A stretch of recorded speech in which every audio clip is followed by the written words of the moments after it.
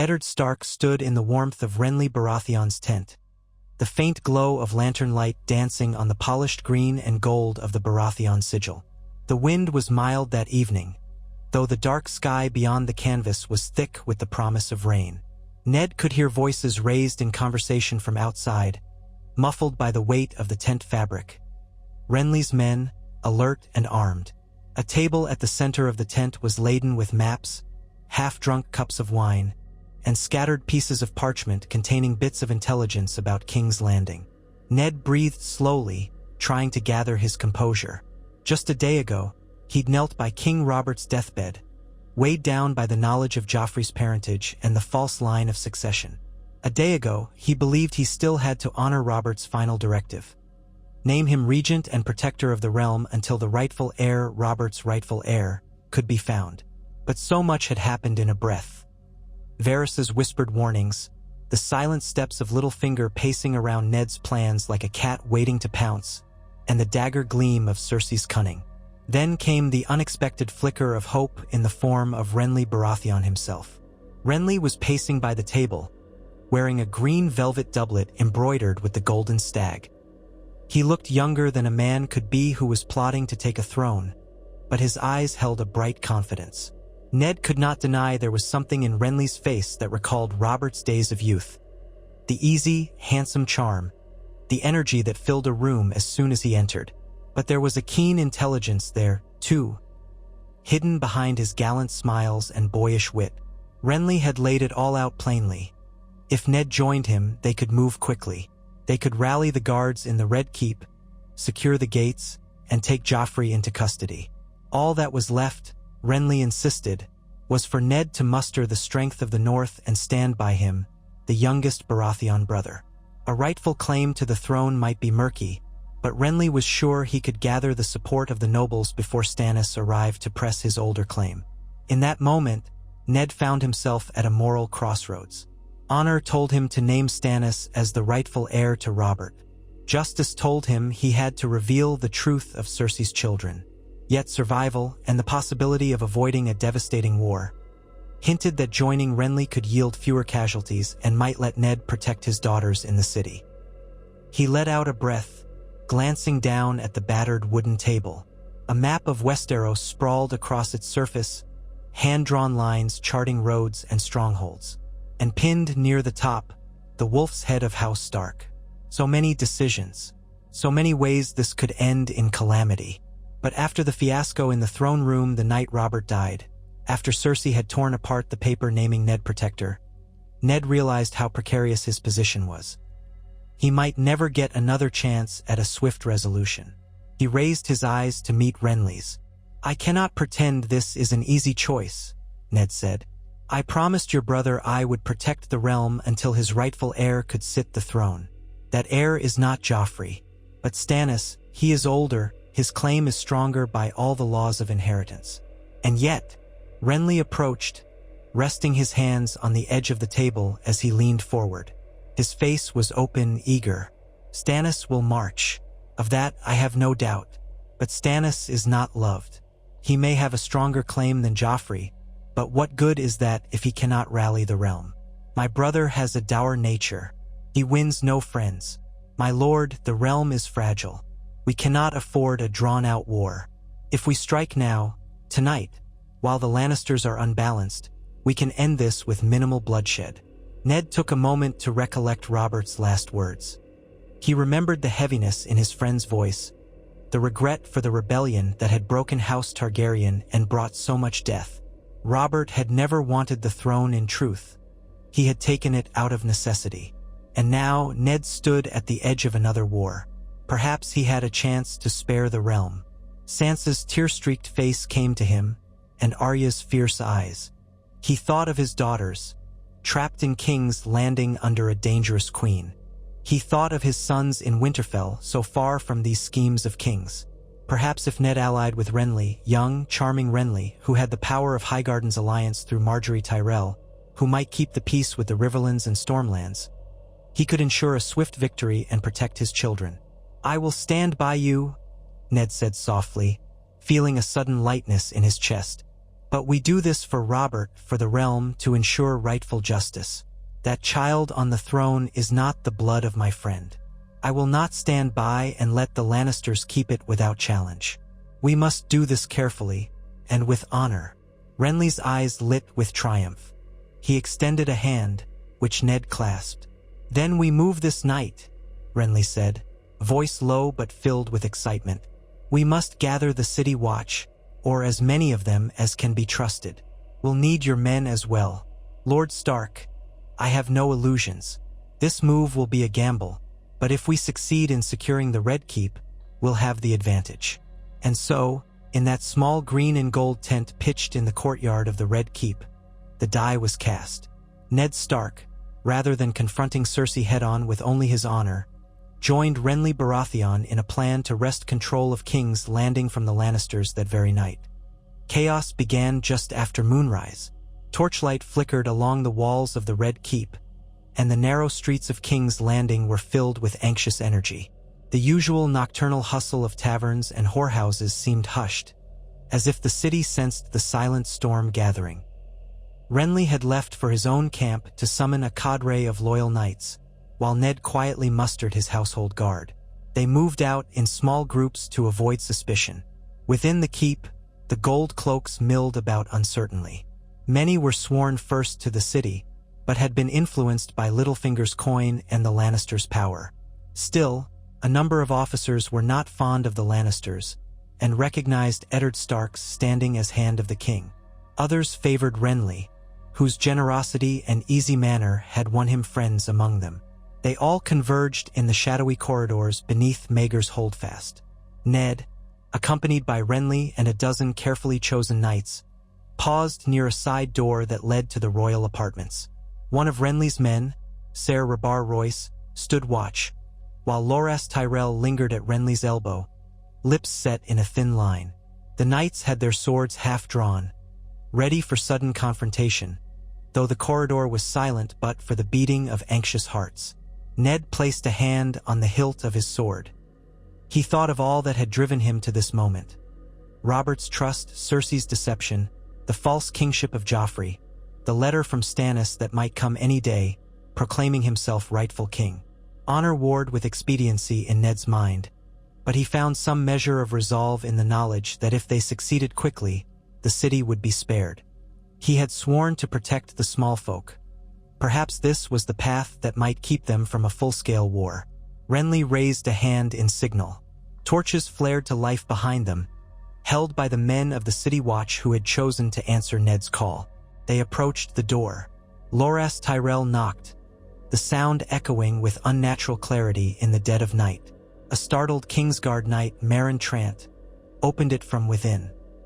He barely had time to open his mouth before Loras's sword was at his throat. Meryn's eyes went wide as the hallway flooded with Renly's men. Another Kingsguard, Boros Blunt, came running, only to find himself facing the steel of half a dozen loyal knights. A hush settled as Ned stepped forward. "Ser Meryn," Ned said quietly, "in the name of King Robert Baratheon, we ask you to stand aside. The Queen and her children are to be taken into safe custody." A moment of confusion crossed Meryn's face. He looked for an order from somewhere, but saw no immediate ally. Barristan Selmy was nowhere in sight, Jaime Lannister was gone from the city, and the Hound was presumably somewhere else. With the corridor filled by men brandishing swords and the crest of House Baratheon on their surcoats, Meryn hesitated. Renly added, "We mean no harm to good knights of the Kingsguard, but we must act. Lower your blade, Ser, and you will not be harmed." The terror in Meryn's eyes flickered to resentment, but he was outnumbered. Slowly, he let his sword arm relax, clattering steel onto the floor. Boros followed suit, though he cursed under his breath. There was no grand fight, only the hush of betrayal and shock. In a flurry, the small group of conspirators passed down the hallway toward the royal chambers. A handful of Lannister guards rushed in with alarmed cries, but the gold cloaks outnumbered them. Blades met briefly, steel on steel ringing out. Ned saw the flash of a sword near him, felt the rush of air, then the thunder of Renly's men slamming into the guards. Sparks flew, A cry of pain cut through the dim corridor, and soon the Lannister guards were disarmed or dead. Outside the royal apartments, Cersei Lannister herself appeared in her night robe, golden hair disheveled, eyes aflame with fury. Behind her, Joffrey hovered in the dark, face pale, wearing a hastily thrown-on dressing gown. The boy's eyes flickered between Ned and Renly. "What is the meaning of this?" Cersei's voice lashed out like a whip. She glared at Ned, ignoring Renly for the moment. "You dare?" "I do, your grace," Ned said, forcing calm into his voice, though his heart hammered. "By the authority of the late King Robert, I claim regent's status. I am protecting the realm from those who would usurp the throne through deceit. By law, Stannis Baratheon is King Robert's rightful heir. If Lord Renly here can secure the city's peace, we shall let the lords of Westeros decide who shall wear the crown." A wild, furious expression crossed Cersei's face. "You fool," she hissed. "Renly has no right and you have no right. The throne belongs to my son." Renly stepped in. "Your son is not King Robert's. We all know the truth now." He glanced at Joffrey, but there was no pity in his gaze. "Cersei, for your own safety and for the peace of the realm, we must place you and your children under guard. No harm will come to you if you do not resist." Joffrey shouted, "I am the king! I am!" But the frightened boy trembled. There was a small scuffle as a pair of gold cloaks seized him, ignoring his cries. Cersei tried to claw at them, shrieking, but Loras Tyrell stepped between her and her son. Meryn Trant, now disarmed, looked as though he might intervene. However, after a warning look from several of Renly's knights, he stepped back. Ned could hardly believe how easily they had seized Cersei and Joffrey. The queen raged, threatening death upon them all, demanding the Hound, demanding Jaime, cursing Eddard Stark's name. But the King's Guard had been fractured, the Lannister men caught unawares. Quick, clinical victory. Though Ned took no pleasure in seeing the Queen's terror or Joffrey's confusion, he could not let his sympathy cloud his duty. The realm would be better served by preventing further bloodshed. He had made his choice. Men were dispatched to secure Tommen and Myrcella, who were found in their chambers. Tommen was wide-eyed and pale as a ghost, Myrcella sobbing quietly in the arms of a lady-in-waiting. The children were placed under guard as well, though Ned gave explicit orders that none were to be harmed or treated cruelly. And so, before dawn's first light, the Red Keep had fallen under the control of Eddard Stark and Renly Baratheon.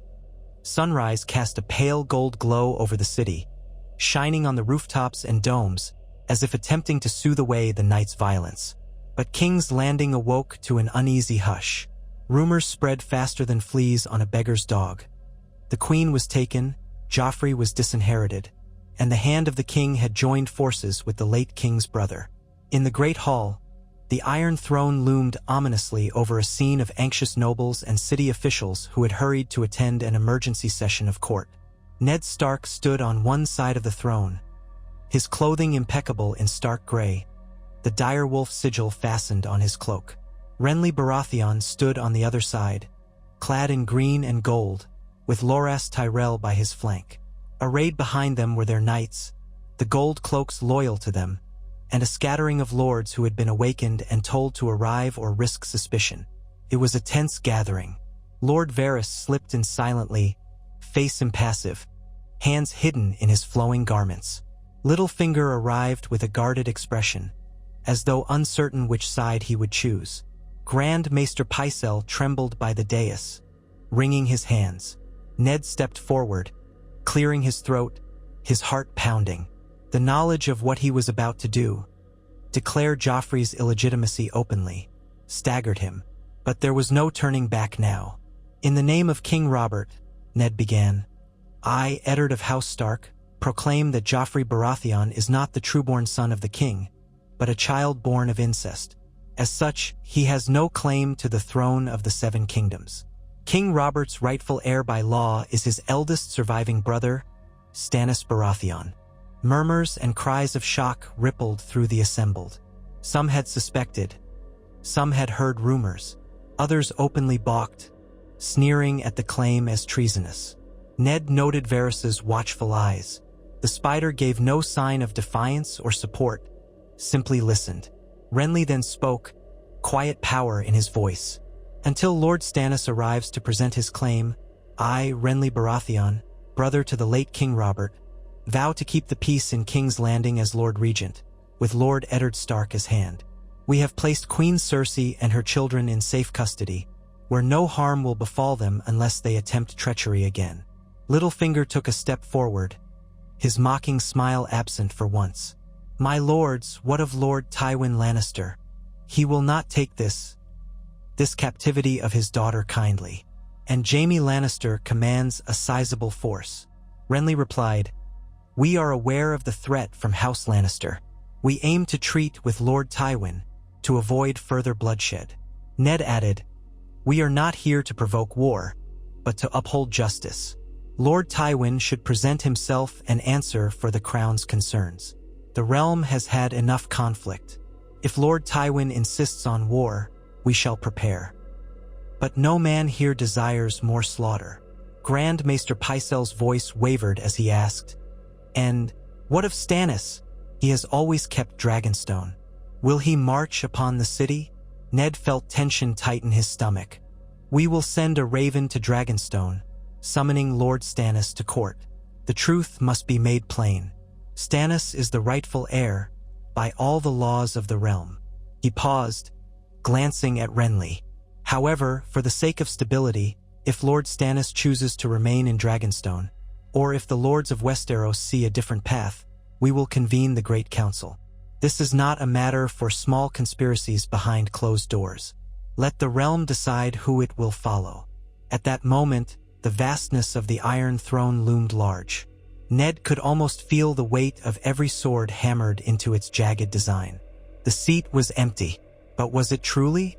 The real occupant had died with Robert, and now a tide of uncertainty threatened to sweep them all up. After the session ended, the hall began to empty. Some stormed out in anger. Others lingered to speak in hushed tones. Courtiers who once flocked to Joffrey's side now scurried to find new alliances. In the corridors beyond, Peter Baelish sidled up to Ned, wearing a thin smile. Well played, Lord Stark.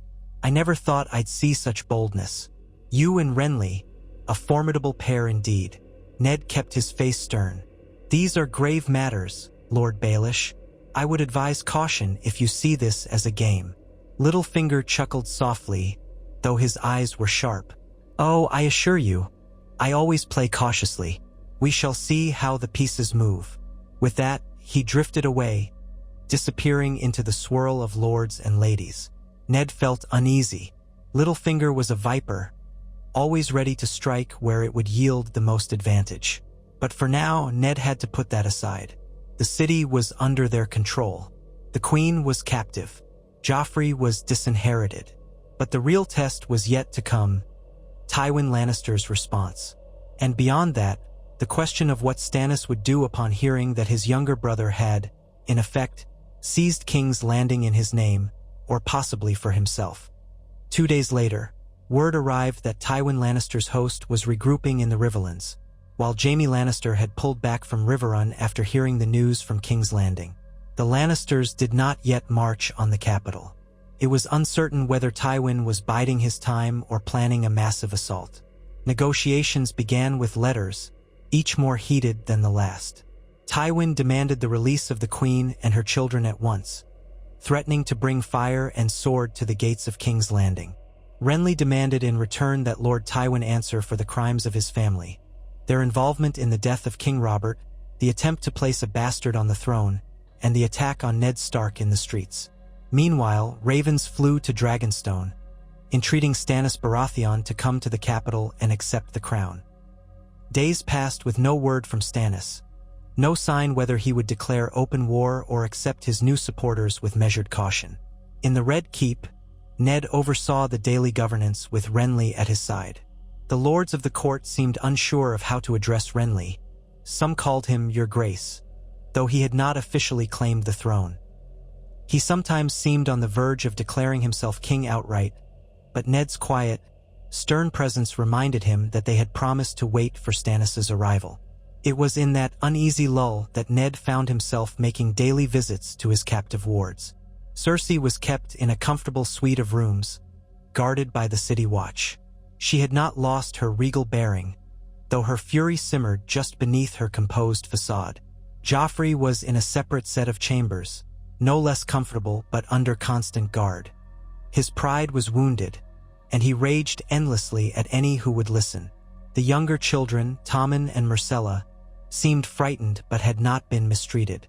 One morning, Ned decided to speak with Cersei alone, unarmed except for his wits. He had the guards wait outside. When he entered, Cersei stood by a window, gazing out at Blackwater Bay. The morning light caught in her gold hair, but her face was set in bleak anger. "So," she said softly, without turning, "Eddard Stark, you have your victory, for now." Ned folded his hands behind his back. "This was never about victory. I wanted to end the bloodshed before it started." Cersei turned then, her green eyes narrowing. "You have started a war, whether you see it or not. Tywin will never let this stand, and Jaime, my brother, does not forgive easily. And you hold my children hostage, expecting we will all be polite." Ned kept his voice calm. "I do not hold them hostage to harm them. Your children are as safe as I can make them. I swore to Robert I would protect them." At the mention of Robert, Cersei's eyes flickered with something like scornful nostalgia. "Robert, she repeated. "He died a fool's death, drunk and mauled by a boar, and now look at what's left behind." Her gaze traveled across Ned's face, as if measuring him. "You think you know what's best for the realm. You men, Robert, Renly, Stannis, you. Where is my say in what happens to my children?" Ned's jaw tightened. "If you had not tried to seat Joffrey on the throne through deceit, we might have found a more peaceable resolution." "Peaceable?" she repeated, and let out a short, bitter laugh. "If you truly wanted peace, you would have let Joffrey reign, and guided him. All this talk of rightful heirs, is it worth a realm turned to ashes?" Ned felt his anger stir. "We cannot accept a lie on the throne. Robert entrusted me with the truth, even if he never wanted to see it." Cersei studied him a moment, then turned back to the window. "You think you're so very honorable, Eddard Stark. But this city has a way of devouring the honorable and spitting out their bones." She would say no more. Ned left her chambers unsettled, but also resolute. He had always known that a confrontation with the Lannisters could lead to war. But with Renly's support, at least they had the city. And if Tywin truly cared for his daughter and grandchildren, perhaps he would negotiate. The next day, a rider arrived from the north. Robb Stark, Ned's eldest son, was calling the banners to defend the north against a rumored Lannister incursion near the twins. The letter was brief but urgent. Ned felt a pang of guilt and pride reading it. Robb was still so young, forced into a man's role by the cruelty of the realm's politics. Ned convened a hurried meeting with Renly in a private room off the throne chamber. Painted reliefs of Targaryen dragons lined the walls, a reminder of a dynasty long gone, but their presence seemed to stare down at the ephemeral squabbles of House Baratheon and House Stark. "They say the Lannisters may move on the Riverlands," Ned explained. "If they do, Robb will have to help defend the Tully lands, if my son can gain the support of the Riverlords. Or he may simply hold back and defend the north. Either way, we risk losing the Riverlands if Tywin marches." Renly paced restlessly. "We need the Tyrell's support. Mace Tyrell will throw his strength behind us, if I promise him good marriages and a future alliance. The Tyrell armies are vast, especially if House Redwyne and the other banners follow suit." "Will they come this far north into the Riverlands?" Ned asked. "Mace Tyrell may prefer to keep his armies in the Reach." Renly looked up, exasperated but determined. "I can persuade him. Loras has sway with his father. If we can unite the Reach and the Stormlands, Tywin will think twice before risking a pitched battle. He might actually come to the table for negotiations." They discussed at length, sending riders to Highgarden, ensuring the loyalty of the Stormlords, appealing to House Arryn. Ned found himself longing for simpler times in Winterfell, but he pressed on, methodically reviewing each step they might take to keep the realm from collapsing into chaos. Amid these swirling intrigues, life in King's Landing did not halt entirely. The small folk still needed bread and protection. Ships still arrived at the docks, bringing trade and travelers, and Ned had to ensure that the city did not starve or riot. Renly left many of these concerns to Ned, who found relief in the practicalities of governance. Yet tension simmered. The City Watch, newly commanded by men loyal to Renly, kept the streets orderly. But whispers abounded of Lannister men skulking in alleyways, waiting for a chance to free the Queen. There were rumors, too, of Tyrion Lannister, rumored to be heading south after escaping captivity in the Vale. Ned had read Sansa's tearful pleas for mercy for Joffrey, so convinced in her childish love that Joffrey must be a true king. Arya, on the other hand, had vanished for a time, though she turned up in the Red Keep's training yard, practicing with a wooden sword. Through it all, Ned tried to be a father as well as a lord, but the city and the realm demanded more. Days became a week, then nearly 2. No ravens from Stannis, no sign of Tywin's next move. Finally, a rider arrived in the capital to announce that Tywin Lannister had halted near Harrenhal. Another piece of word, more disturbing, came from the sea. Stannis Baratheon's fleet had been spotted off the coast of Sharp Point, heading for King's Landing at last. Renly was in his solar, conferring with Loras Tyrell, when Ned brought the news. "We have reports of Stannis's ships coming around Massey's Hook. He'll be at the Blackwater within days, perhaps less if winds are favorable." Renly immediately rose, excitement and worry flickering across his face. "So, the time has come." He glanced at Loras. "We must greet him. He'll not be pleased to find me in control of King's Landing without his leave." Ned's mouth felt dry. "We seized the city in his name, if you recall, but I doubt he'll see it that way. We must be diplomatic. If he and Tywin both approach, the city may become a battleground." Renly's expression steeled. "I've prepared for this. If Stannis tries to claim the throne forcibly, I have the support of the City Watch, the Stormlands, and soon the Reach." Ned's eyes narrowed. "Will you truly go to war against your own brother?" Renly's shoulders tensed. "I'd rather not, but the realm needs a king who can rule. Stannis is unbending." Ned thought of the late King Robert's words about Stannis.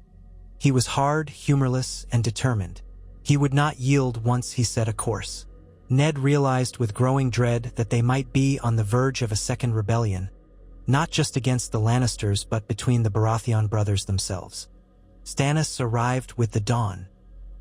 His fleet dropped anchor in Blackwater Bay, the Stag and Flaming Heart banners snapping in the brisk morning wind. The city's walls bristled with guards as the harbor chain remained lowered. Renly had chosen not to close the port, not wanting an immediate confrontation. Instead, he gathered a contingent of men at the docks to meet his brother. Ned stood beside Renly, feeling the tension like a drawn bowstring. Dozens of longships slid into the docks, their crews leaping out to secure ropes and lower gangplanks. At their head, Stannis Baratheon, a lean, stern figure in black plate etched with the sigil of a burning heart, strode onto the wharf. Beside him marched a red-robed woman, her hair the color of fire, Melisandre, the Red Priestess from Ass High, whom rumors had named Stannis' sorceress. Soldiers flanked him, bearing the new sigil combining the stag of House Baratheon with the fiery heart of the Lord of Light. Renly and Ned moved forward. Renly forced a half-smile, but Stannis' expression was like stone. "Brother," Renly said, "I bid you welcome to King's Landing. The city is secured, the Lannisters are in check, and—" Stannis did not extend a hand. "And you presume to rule in my name?" His voice was cold, cutting the air like a knife. "I hear you declared Joffrey a bastard, a claim which I know to be truth, and placed him and the Queen under guard. Yet you did not name me king." Renly's lips tightened. "I said the throne belongs to you by right, as Robert's heir. But we needed to keep the city from falling to the Lannisters before you arrived. Ned Stark supported me to prevent bloodshed. Together, we kept King's Landing from a Lannister coup. You should be grateful." Stannis' glare flicked to Ned. "Lord Stark, you stand with my brother rather than call me at once? I expected more from you." Ned bowed his head. "Lord Stannis, I have always intended to support your claim. We secured the city to ensure that no harm would befall the realm. If we had waited for you to gather your strength, Cersei would have put Joffrey on the throne unchallenged." Melisandre watched with an inscrutable smile, as if she knew a secret neither man did. Then Stannis barked, "You could have declared me king from the start, yet you let Renly style himself as Lord Regent? You have done me no favors." Renly's eyes flashed. "We have done you every favor. The city is yours for the taking. The Red Keep is under our control. The Lannisters are in no position to stop you. Without us, you'd be fighting for it." Stannis looked unconvinced, but he waved a hand. "Show me the queen. Show me this false prince who sits my throne. Then we will speak of how to move forward." Renly gestured stiffly, and the party proceeded toward the Red Keep. They rode in a column along the city streets, the small folk peeking from corners to watch the arrival of the new claimant to the throne. Some cheered, many were silent, uncertain which Baratheon brother would ultimately hold power. Ned rode near the front, exchanging uneasy glances with Renly. If Stannis decided to cast aside Renly's role entirely, the realm might fracture anew. In the keep, Stannis demanded a private audience with Cersei and Joffrey. Ned arranged it in the throne room, but no crowd was admitted, only a few armed guards and the High Lords, plus Melisandre, her red robes trailing on the marble floor. Joffrey was brought in under guard, Cersei at his side, her face pale with restrained fury. When Joffrey saw Stannis, the boy spat, "You are no king. This is treason. I'll have your head." Stannis regarded the boy with cool contempt. "I am Robert's eldest brother. You, boy, are no son of Robert, as we know all too well." Cersei's lips curled. "How dare you speak to the king that way?" She turned to Ned. "I want this travesty stopped. You are no better than dogs, barking at a wolf's command." Stannis' eyes flickered with anger. "You call me a dog, madam?" He gestured to a guard. "Take her. She shall remain under close watch until I pronounce sentence. The boy as well." Guards seized Cersei's arms. She struggled, glaring at Ned. "You said no harm." Ned stepped forward, placing a hand on the guard's shoulder. "We swore no harm would come to them unless they attempted to escape or incite violence. They remain our wards." Stannis' mouth twisted in annoyance. "Wards," he repeated. "If they had any sense, they would be executed for treason." A hush fell. Renly glanced at Ned, uncertain. Ned himself felt a chill. He had not wanted bloodshed, yet Stannis, by law, could pass such a sentence. Ned remembered Sansa's pleas for mercy, remembered that the younger children were innocent in all this. Renly spoke up, stepping forward so that Stannis had to look him in the eye. "Brother, killing them outright would only provoke the Lannisters to immediate war. We have them contained. Why shed more blood?" Stannis fixed him with a hard stare. "Do not presume to instruct me on what is best for the realm. Justice must be served." Melisandre, silent until now, placed a hand lightly on Stannis' armored forearm. "The Lord of Light sees all truths," she said in a soft, lilting accent.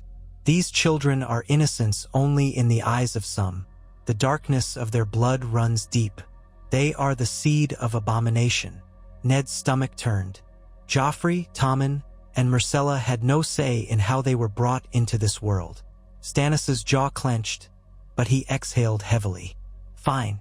Their fate can be decided once the realm is secure. For now, they remain imprisoned." Ned and Renly both let out quiet breaths of relief. The guards pulled Cersei and Joffrey away. The tension in the throne room hovered thick as the parted company left. Ned saw the anger in Cersei's eyes. She was certainly already plotting how to turn this to her advantage, or how to escape. Stannis ascended the steps to the Iron Throne with the measured walk of a judge approaching a prisoner's box.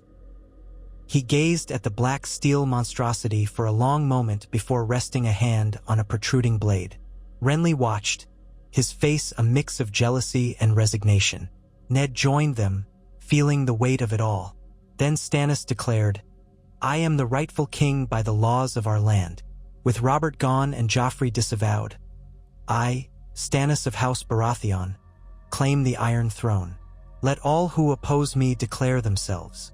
Renly's face tightened at Stannis's curt words, but he bent a knee and said, "I will not oppose you, brother. I swore to keep the peace in King's Landing until your arrival." His jaw worked as though the words tasted bitter. "As a show of good faith, I bend the knee and offer my fealty. But I expect to be recognized as your heir if you should fail to produce one of your own blood." Stannis's eyes flicked over his brother. "We can speak of heirs and successions later. First, we must secure this throne from the Lannisters, and from any other pretender who might arise." Renly rose, but his smile was cold. Ned could see that though the immediate crisis might be averted, an undercurrent of rivalry simmered. Stannis had the crown by law, but Renly held the love and admiration of many lords. If Stannis did not wield his authority with some measure of diplomacy, conflict between the Baratheon brothers could still explode. Still, for the moment, Ned felt relief. The city remained in their hands, and there was no immediate bloodshed. War might yet come, but at least for now, they had avoided a direct confrontation between the Baratheons. The next challenge would be dealing with Tywin Lannister and the massing armies in the Riverlands. Over the next week, Stannis took up residence in the royal chambers, refurbishing them to his austere taste. He held court in the Iron Throne, listening to petitions from lords and knights uncertain about the new regime. The Red Priestess was seen at his side often, whispering in his ear. Renly spent much of his time either away from court, conferring with Loras Tyrell and the Stormlords, or pacing irritably through the Red Keep's halls. Ned busied himself with ensuring the city's defenses were maintained and the war effort was coordinated. A swift messenger brought new tidings. Robb Stark had called his banners and was marching south. The young wolf, they were calling him, in the north. Riverrun was besieged no longer. Jaime Lannister had withdrawn to Harrenhal. Tywin's host lingered near the Blackwater, but had not made any aggressive moves toward the city. It was as if both sides were waiting, eyeing one another. In council with Stannis, Ned tried to push for negotiation rather than immediate war. "My lord," he said, addressing Stannis as the king, "we have your brother's support in the city, we have my own men from the north, and soon the Riverlords will join if we can show them justice. House Lannister is large, but we might end this without wide-scale battle if we present Tywin with terms he can accept." Stannis's face was stony. Terms for a traitor who tried to put a bastard on the throne? Who commanded Gregor Clegane to ravage the Riverlands? Renly leaned forward. "We must avoid turning half the realm against us. Offer Tywin a royal pardon if he swears fealty and hands over those responsible for Robert's death." Stannis's mouth twitched in disdain. "You speak of pardoning them too easily. But fine, we can send an envoy. If the Lannisters refuse, we march." Melisandre was standing behind Stannis, her hands folded. Ned noticed her gaze flicker across Renly, as though she saw something ominous in him. He recalled hearing rumors of her prophecy that only the chosen of the Lord of Light would prevail. The atmosphere in the chamber was close and tense. Still, they dispatched a royal envoy to Lord Tywin, carrying an offer of peace. The Queen and her children would remain in custody, but no harm would come to them. Lord Tywin must pledge fealty to King Stannis, pay a substantial indemnity to the crown for the Riverlands' ravages, and turn over Gregor Clegane to face justice. If Tywin agreed, he and his house would retain their lands and titles, minus certain royal favors. If he refused, war would be joined. But Ned did not hold great hope for Tywin's compliance. The man was proud and ruthless, known to crush any who stood against him. Ned wondered if this precarious alliance of Baratheon Stark might hold once war truly came. News from the Vale arrived next. Lisa Arryn was apparently on the edge of forging a new alliance, seeking a marriage with one of the Lannisters to protect her son. The Eyrie had closed its gates to both Starks and Baratheons. With no help to come from that quarter, Ned felt a weariness settle in his bones. He wished Catelyn were here, forging the peace between these fractious lords. Instead, she was with Robb, or perhaps at Riverrun with her dying father, Hoster Tully. Then, one evening, as Ned was finishing his review of the city's grain stores, a summons came from Stannis. Ned arrived at the Royal Solar to find Renly there as well, along with Davos Seaworth, the Onion Knight, who had been serving as Stannis's closest advisor. The air was thick with solemnity. Stannis stood by the hearth, face lit by the flicker of flames. "Word from Tywin," he said curtly. "He refuses." Renly let out a soft curse. "Then we prepare for war."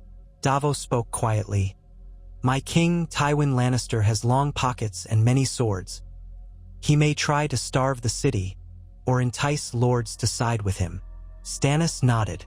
"We must strike before he grows too strong. I want the levies called. We march out to meet him." He glanced at Ned. "And you, Lord Stark, will join us with your men. The city can be left with a garrison. No sense sitting behind walls when we can bring the fight to him." Ned considered, tension knotting in his chest.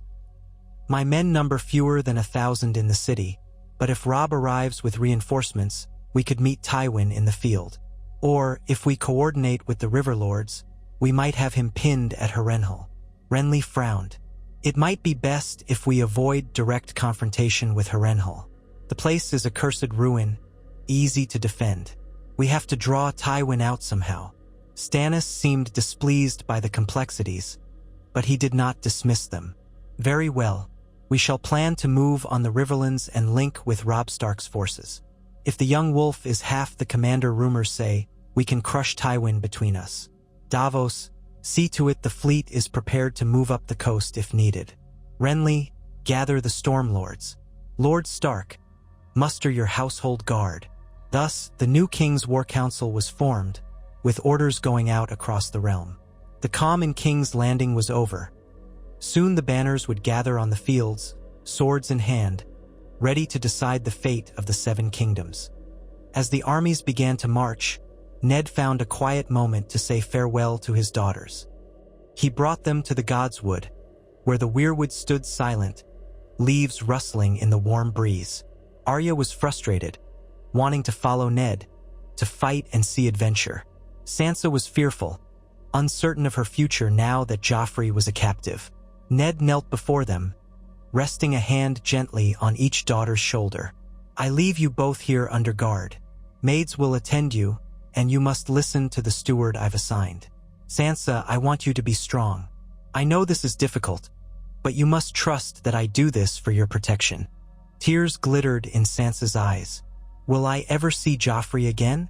He said so many mean things, but..." She bit her lip, confused by the swirl of her own emotions. Ned sighed. "I do not know what the future holds for him, but you are a Stark, and your loyalty must be to your family. If we can reach a peace, then we shall see. Until then, you must stay safe, my daughter." He turned to Arya, who glared at him fiercely. "I can fight," she insisted, brandishing an Magi. "Nary sword." Ned forced a smile, ruffling her hair. "I know you are strong and brave, Arya, but battles are no place for a child. Stay here and watch over your sister. Keep each other safe. Promise me." Arya's lips pressed into a thin line, but she nodded. "Promise." He wrapped them both in a hug, heart aching. It felt wrong to leave them in the city, even if it was the seat of Baratheon power now. The Red Keep held too many memories of cunning plots and sudden violence. But traveling with an army was no place for them either. He whispered a silent prayer to the old gods for their protection. Rising, he left them in the Godswood, with a retinue of guards waiting nearby. Outside, he found a swirl of activity as men sharpened swords, loaded wagons, and mounted horses. The banners of the crowned stag and the direwolf snapped in the wind. Renly's green and gold stag was also present, though overshadowed now by Stannis's black stag and flaming heart.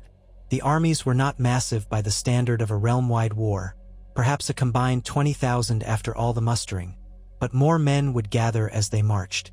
If Robb Stark joined them, the number could swell to near 50,000. That would be enough to challenge Tywin. Stannis emerged from the Red Keep with Melisandre at his side. Davos followed a few steps behind, arms folded. Renly approached from the opposite direction, accompanied by Loras Tyrell and a cluster of Stormlords. They all met in the courtyard as warhorses were brought forward. It was time to ride. Outside the city walls, the combined forces of the king's army spread across the fields. Rows of tents and lines of cavalry shimmered in the mid-morning sun. Ned rode at the head of his men, his sword at his hip, his wolf's head cloak pinned over his shoulders. Renly was to one side, leading his own cavalry, the green-barbed standard held high, while Stannis rode at the center, black stags snapping in the breeze. The plan was to move west, forging a path through the Crownlands, crossing the Blackwater Rush at one of the fords if they could, or building pontoons if they must. Then they'd enter the Riverlands. A raven had arrived that morning with word from Robb. The young wolf had reached the twins, forging an uneasy alliance with Walder Frey. He had also joined forces with the Riverlords near the ruins of Fairmarket. Jaime Lannister's host lurked near Harrenhal, Tywin's near the northern border of the Westerlands. The stage was set for a grand clash. Ned felt anxiety mixed with resolve. This was not the outcome he had hoped for when he first discovered the truth about Joffrey. He had wanted to quietly ensure Stannis' rightful ascension, avoid war, and see justice done. But in Westeros, blood had a habit of staining every corner of ambition. Perhaps there was no avoiding it. They rode for days, making steady progress. Scouts roamed ahead, searching for any sign of Lannister outriders. Morale was high among the Stormlords and many of the Crownlands knights. Stannis was a new king, and they hoped to earn favor. The common foot soldiers were more cautious, having served Robert once, and seeing how quickly kings could rise and fall. Melisandre's presence unnerved many. She would speak quietly to Stannis at the campfire each night, and sometimes Ned would catch glimpses of her red hair under the moonlight.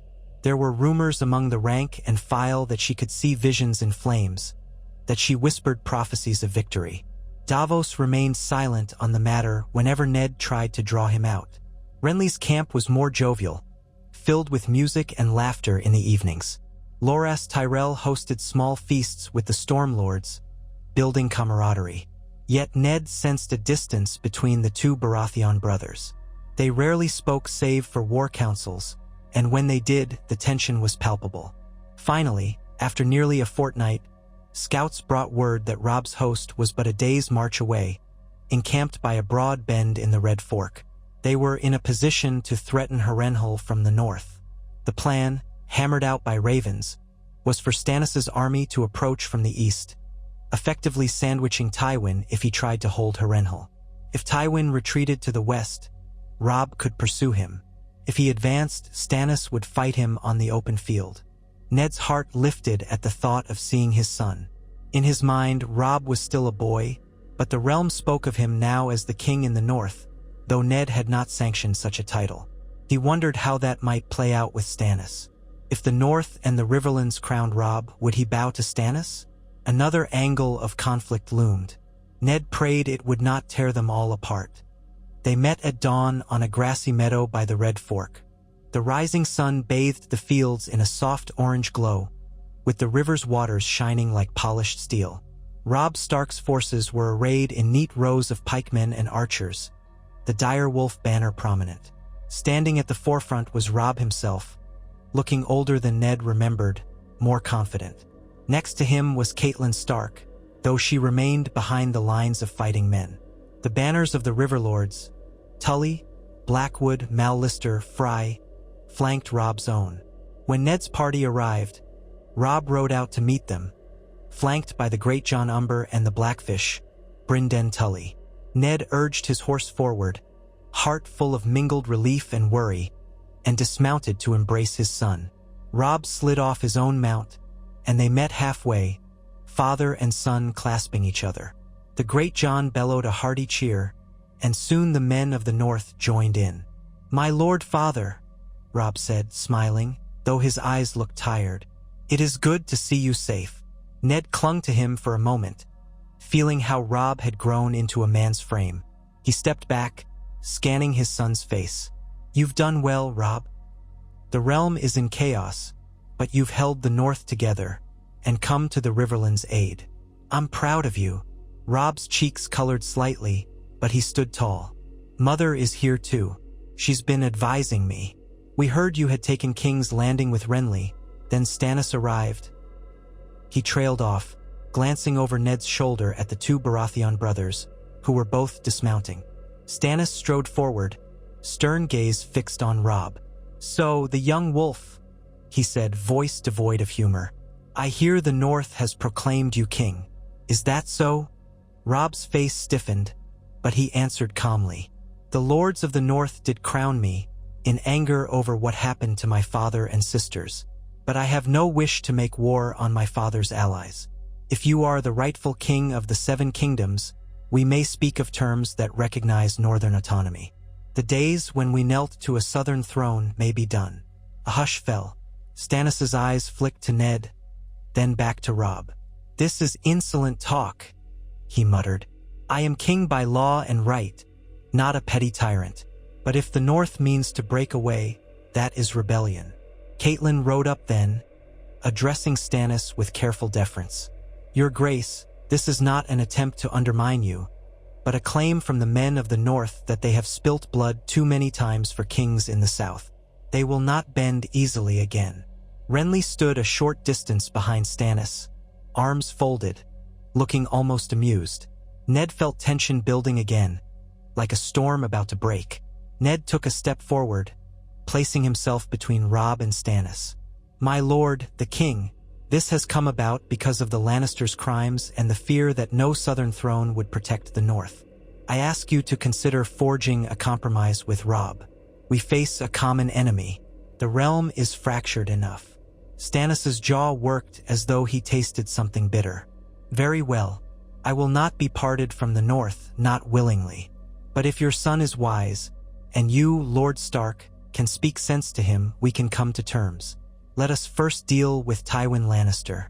Then we shall settle these matters of kingship." Robb's eyes flashed, but he gave a nod of assent. "Agreed. Tywin remains our common enemy." A measure of relief settled over the gathering. They were not about to draw swords on each other, yet there was an unspoken understanding that after Tywin's threat was dealt with, these claims and crowns might bring them into conflict. But for now, they could stand as allies, at least in name. The combined forces of the North, the Riverlands, the Stormlands, and the Crownlands now stood near the banks of the Red Fork, numbering near 30,000 men. Word came that Tywin had concentrated near Harrenhal, while Jaime moved south to join him. Stannis called for an immediate war council. They gathered in a large command tent, candlelight flickering over maps laid out on a wooden table. Stannis, Renly, Ned, Robb, Catelyn, the Great John, the Blackfish, Davos, and Melisandre were present, among others. The tent was crowded, the smell of sweat and leather thick in the air. Robb pointed to the map. "Tywin is here, near Harrenhal. If he crosses the Trident, he could move on Riverrun or attempt a swift strike toward King's Landing. We should draw him out. He'll have to come out to feed his army eventually. Harrenhal's stores might be plentiful, but the men will chafe if they stay penned up." Renly leaned over the table. "We could feign a retreat east, draw him to follow. Then we will around and strike his flank." The Great John barked. "Why not just storm Harrenhal? It's a ruin. We have 3 times as many men." Brynden Tully frowned. "Harrenhal's walls are strong, no matter how cursed that castle may be. We'd lose thousands in a direct assault." Stannis grunted, clearly impatient. "Let Tywin stay there if he wishes. Our real objective is to force his surrender or his destruction in the field." Melisandre's voice, low and resonant, startled many in the tent. "Shadows gather. If you hesitate, the night will grow darker, and the forces of the false lion will strike when you are unprepared." Ned exchanged a glance with Catelyn, who looked uneasy. This red priestess unnerved them both. Stannis, ignoring or perhaps encouraging Melisandre's cryptic counsel, stabbed a finger at the map. We'll move our main force south of Harrenhal, cutting off Tywin's path to King's Landing. Robb Stark can remain north of the castle, forcing Tywin to fight on two fronts if he emerges. If Tywin stays inside Harrenhal, we'll blockade him.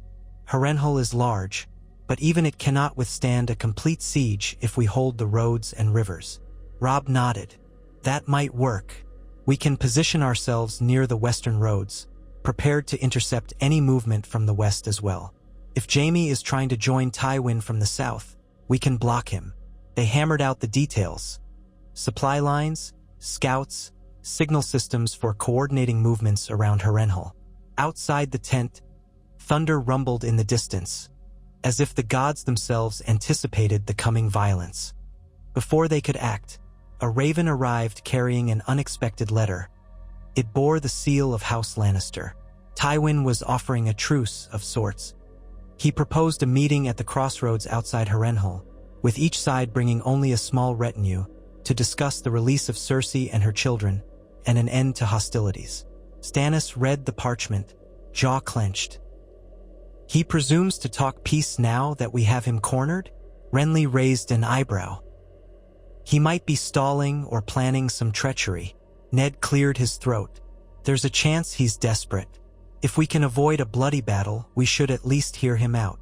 Robb gave a short nod. Agreed, but we should proceed cautiously. Thus, it was decided that the kings and their chief advisors would ride to the appointed place, heavily guarded but leaving the bulk of their armies behind. The meeting spot was a wide meadow near the King's Road, overshadowed by the looming shape of Harrenhal's twisted towers in the distance. Smoke rose from cookfires along the castle walls.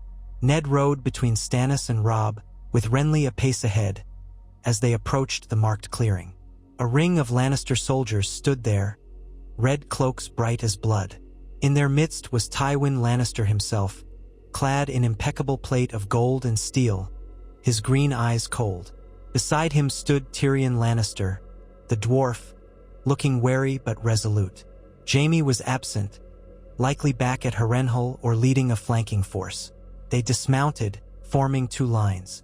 The wind carried the brassy smell of the lake near Harrenhal, along with the faint stench of old battles. Tywin waited until they were arrayed before him, then spoke with icy composure.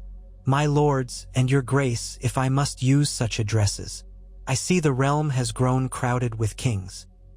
His gaze flicked from Stannis to Renly, and lingered on Robb, as if mocking the boy's crown.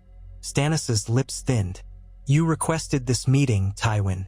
Speak your terms, if you have any that are acceptable. We hold your daughter and her children. You hold no advantage." Tywin's face remained stony. "That remains to be seen. My men are numerous, and your alliance is fragile at best. The North wants independence. The Baratheon brothers want the throne, and House Stark's bannermen grow weary of war. If I offer Cersei's children as wards to your king, would that suffice to end this conflict?" Renly scoffed. "You speak as though we don't already have the children." Tywin's mouth tightened. "I speak of legitimate recognition, a formal alliance. If you let Joffrey claim the lordship of Casterly Rock upon my passing, I will swear fealty to King." He paused, scanning them. "Whichever Baratheon you choose, that is my offer." Stannis bristled. "Your bastard grandchild will not hold any seat." Tywin's gaze turned lethal. "He is not my bastard. He is Jaime's son, true enough, but my blood still flows in his veins. Do you think me squeamish about such matters?" Robb's voice cut in steel-hard. "You murdered my father's men in the streets of King's Landing. Your bannermen burned villages in the Riverlands. You expect us to forget all that?" Tywin's expression was carved from granite. "War has casualties. If you want to end them, you must accept certain realities. I will not grovel, and I will not let House Lannister's name be dragged through the mud." Stannis's temper flared. "Then you will die with your name, Tywin. If you will not bend the knee to your rightful king, you will face the consequences." Tywin's cold eyes flicked over the gathered lords, his face betraying no fear. "I see you are determined, so be it. Let us have our war, then." He turned sharply, mounted his horse, and departed with his guards. Tyrion lingered a moment, casting a measuring gaze at Ned, as if about to speak. But then he too turned and followed his father. The wind stirred, rustling the tall grass. No one moved until Tywin's party had vanished. Then, Renly let out a slow breath. He wants a fight. He thinks we'll fracture under the strain. Robb said quietly, he may be right. If we cannot hold this alliance together, Tywin only has to wait. Stannis's expression was grim. Then we give him the fight he craves, and break him quickly. Ned looked between them all. He wondered if there was another path, some route that might still save them from what promised to be a bloody campaign. But Tywin's pride ran deep as iron, and Stannis's was no softer. Renly's ambitions, Robb's desire for northern freedom, the swirling questions of who truly should rule, it all led to one place, the battlefield. He mounted his horse, and they rode away, dust trailing behind them under the noonday sun. The specter of Harrenhal loomed behind, dark and foreboding, like a silent judge over the fate of Westeros. Within days, the armies closed around Harrenhal. Scouts reported that Jaime Lannister had returned with a new force from the southeast, linking up with Tywin. The Lannisters formed a strong position around the castle's outlying walls, but Stannis and Robb's combined strength dwarfed them. A cunning commander might try to slip away in the night, but the Watchers were vigilant. The siege began. Catapults and siege towers were prepared, though the plan was not to storm the walls yet. Instead, they aimed to starve the defenders. Harrenhal was large, with fields within its outer walls, but with enough men, it could be sealed tight. Tents dotted the land around the castle in every direction. The banners of Baratheon, Stark, and Tully rippled in the breeze like a sea of shifting colors. Days wore on. Sometimes skirmishes flared as Lannister sorties clashed with pickets, or as outriders contested supply wagons. But the main armies remained in stalemate, neither side wanting to commit to a full assault on Harrenhal's monstrous defenses, nor risk their flank to a cunning trap. Meanwhile, Tywin tested them, sending small raids, hoping to probe for weaknesses in the alliance. Ned walked among the camps, working to keep morale high and unify these disparate forces. He found that the northern men respected Stannis's stern sense of justice, though they did not love him. The Storm Lords were loyal to Renly, who charmed them with feasts and flattery. The River Lords had come to fight the Lannisters specifically, and they did not care much for either Baratheon brother, only that the lion be brought low. Robb spent hours with his commanders, strategizing ways to lure Tywin into open battle. Catelyn oversaw negotiations with various minor lords, hoping to consolidate their loyalty. Melisandre's presence continued to unsettle many. Whispers circulated that she was performing rituals in the night, burning strange effigies in the name of R'hllor. Some claimed to see shadows moving against the tents, shaped like monstrous forms. Rumor claimed one Lannister scout had been found burned alive, though no one could confirm. Tensions were fraying. Then, abruptly, Tywin made a bold move. A large contingent of Lannister cavalry rode out in the dead of night on the eastern side of the castle, surprising the watch. They broke through a portion of the siege lines, torching siege equipment and scattering a Stormlord battalion. The alarm went up across the camp, horns blaring, and soldiers poured out of tents half-armed. Ned grabbed his sword, racing into the darkness where flickering torches revealed the chaos. He found Renly barking orders, mustering men to plug the breach. The thunder of hooves shook the ground. Lannister knights in crimson cloaks slashed through disoriented troops. But soon the alliance responded. Ned's men formed a shield wall. The northern cavalry under Roose Bolton, grim-faced, exacting, hit the Lannisters on their flank. Renly himself, brandishing a gleaming sword, led a countercharge with Loras Tyrell. In the confusion of night, men fought men in swirling chaos. At one point, Ned found himself facing a mounted knight with a lion on his surcoat. He barely parried the downslash of the knight's sword, stumbling back. Pain flared in his shoulder, but he rallied, thrusting up through the man's visor. Blood splattered, and the knight toppled with a gurgling cry. Ned pressed on, ignoring the sting of his wound. The sky darkened further as clouds smothered the moon, but the dance of torches and flames revealed glimpses of the carnage. Through the clash of steel and the screams of horses, Ned spotted a swirl of green cloak, Renly, fighting with surprising ferocity. Nearby, Loras Tyrell knocked a Lannister standard to the ground. The tide was turning. Realizing they were outnumbered, the Lannister cavalry began to withdraw, some fleeing into the night. Shouts of victory mixed with wails of the wounded. The alliance lines reformed, pushing the enemy back. Ned fought off a final straggler before the man turned tail and galloped away. Then it was over as suddenly as it had begun. Fires crackled in the battered siege lines, and wounded men lay crying for aid. Ned sank to his knees, breathing heavily, his sword arm trembling.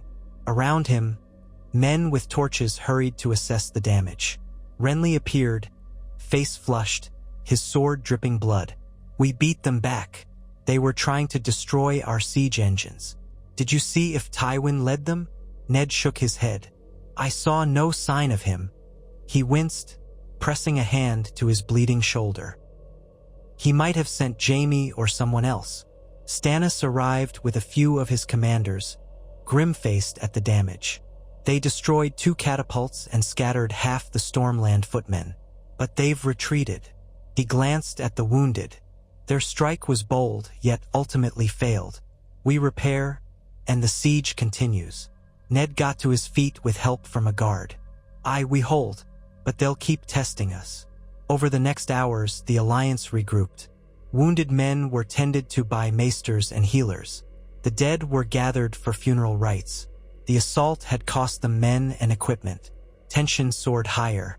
If the Lannisters kept sallying out, the siege would be costly indeed. In the gray pre-dawn light, Ned found Catelyn in the command area, overseeing the triage of the wounded. He sank onto a stool beside her. She looked exhausted, hair undone. "Ned," she whispered, voice thick with emotion. "How many must die before this ends?" Ned took her hand, tears threatening at the corners of his eyes. "I don't know. I tried to do what was right. If we had not seized the city, Joffrey would be king, and the Lannisters unopposed. Yet here we are." She nodded, a tear slipping down her cheek. "War is monstrous. We must see it ended as soon as we can." He embraced her, feeling the weight of death on his soul. Once he had dreamed of peace. He had wanted to protect the realm from the horrors he had witnessed during Robert's rebellion. But blood called to blood, and power plays never ended in easy compromise. Outside, the sky lightened. Another day dawned, filled with the promise of strife. Stannis, Renly, and Robb would meet again to decide their next move. Harrenhal's black towers stood as a silent challenge. The Lannister host within would not surrender easily, and Tywin was no closer to bending the knee. The threat of the Baratheon brothers turning on each other after victory also loomed, a sword of Damocles above their fragile alliance. Yet for all these dangers, Eddard Stark reflected that if he had not joined Renly that fateful night in King's Landing, the city would have erupted into chaos under Joffrey's immediate rule. Sansa and Arya might not have survived. The realm might have been plunged into an even bloodier war, with the Lannisters slaying any who opposed them. At least now there was a chance, remote and battered by the winds of war, that justice could prevail and the Seven Kingdoms might find a ruler worthy of the throne. He rose from Catelyn's side, wounded shoulder aching, but duty propelling him onward. The men of the North needed their lord's leadership, Stannis expected counsel, and Renly needed reminding that the realm's stability was paramount. The final showdown with Tywin Lannister awaited, the battle that might decide the future of Westeros. And so Ned went forth into another day's uncertain light, determined to finish what he had started when he joined Renly Baratheon instead of seeking justice alone. He carried the hope, fragile though it was, that by forging alliances and acting swiftly, he might yet save the realm from a longer, more devastating conflict. The wheels of fate turned, and in their turning, Eddard Stark prayed that his choices would not damn them all to endless war, but instead steer them, at last, toward a new and lasting peace. Ned Stark rose from Catelyn's side and looked out across the smoke-hazed daylight illuminating the vast sprawl of tents that formed their encampment. The smell of ash and damp earth hung in the air, mingling with the copper tang of old blood. Around him, tired guards trudged between rows of makeshift awnings, offering the wounded water from leather flasks and helping carry the dead away for hurried burial rites. Rivulets of sweat streaked soot and dust across their faces. The clash in the small hours had been brief, but brutal. Now the siege lines needed repair before night fell again. He pressed a hand to his wounded shoulder. The makeshift bandage there was stained red, and every movement was an ache that jabbed through his torso. Yet he forced himself on.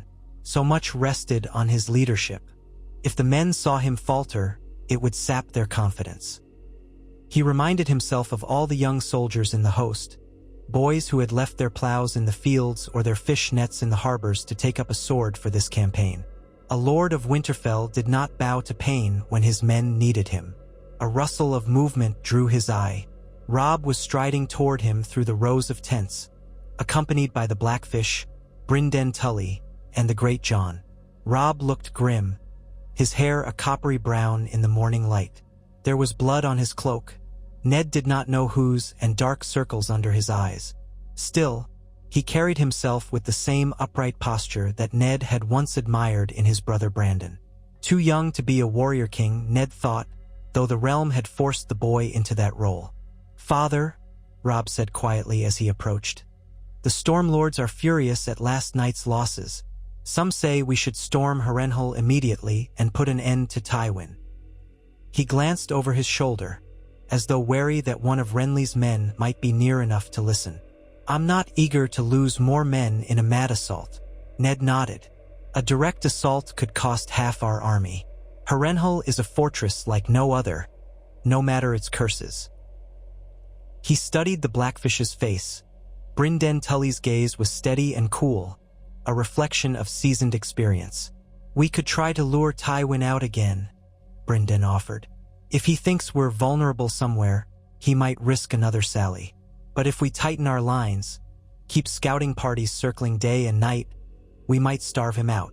The Great John let out a sniff of disdain. "That could take weeks, months. The men are restless. We were promised a quick victory, and King Stannis does not seem the patient sort." Ned exhaled slowly. "He is not. But Tywin is cunning enough to exploit any sign of haste. And we still risk the Lannisters sneaking out under cover of darkness." Beyond them, the eastern portion of the camp stirred with tense energy. Men hammered replacement stakes into the ground, hammered nails into battered wooden palisades. Nearby, a row of battered catapults sat half-repaired, timbers charred from the midnight raid. Farther on, Renly was visible, conferring with Loras Tyrell and a cluster of knights in green and gold surcoats. Even from here, Ned could see Renly's animated gestures, the frustration in his stance. Renly was a man who preferred swift action, or so it seemed these days. "Where is Stannis?" Ned asked. Robb gestured west. "He's on the far side of the camp, surveying fortifications. I believe the Red Priestess is with him."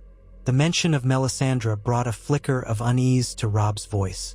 "Some say she can conjure illusions in the night."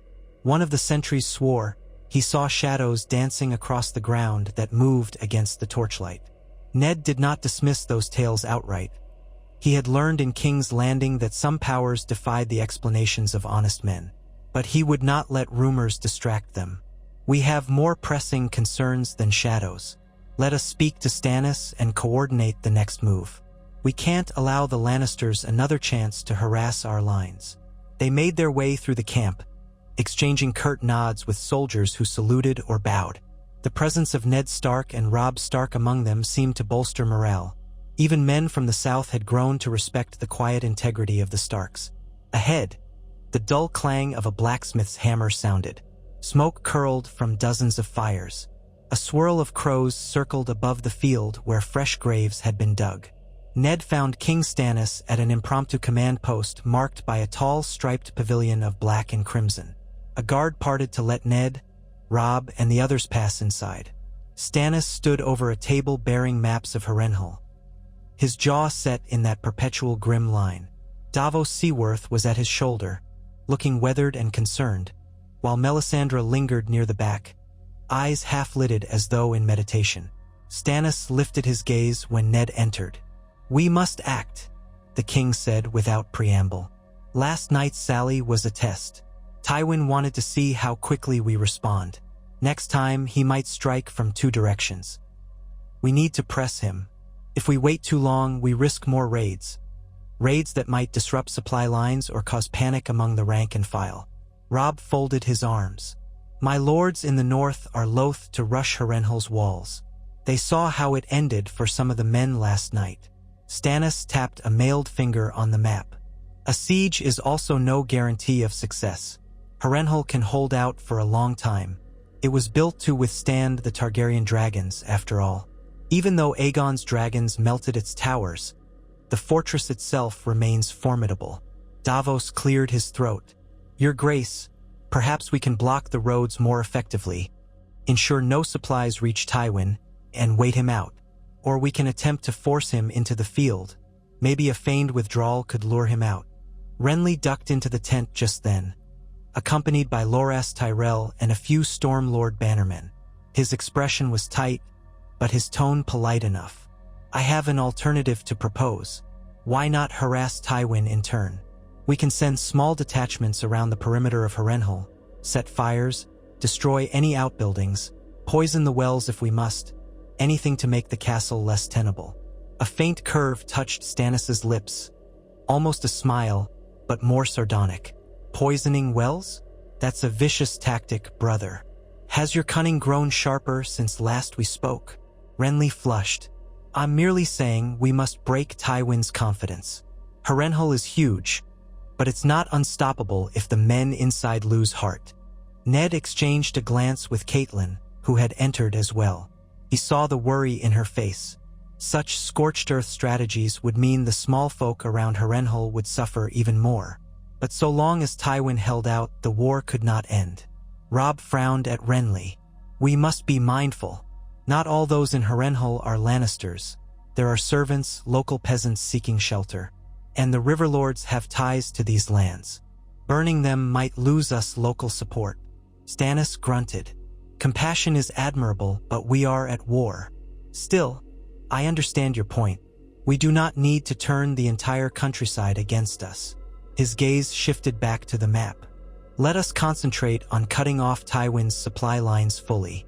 We can also gather every available siege engine. If Tywin does not come out and fight, we'll breach a portion of the walls, and once we have a breach, the Lannisters will have no choice but to meet us or be slaughtered." A hush followed. Renly looked to Loras, who nodded. Davos said quietly, "It will be a costly fight, Your Grace. Harrenhal's walls are thick. One breach may not be enough, and we can't guarantee they'll meet us in an open field."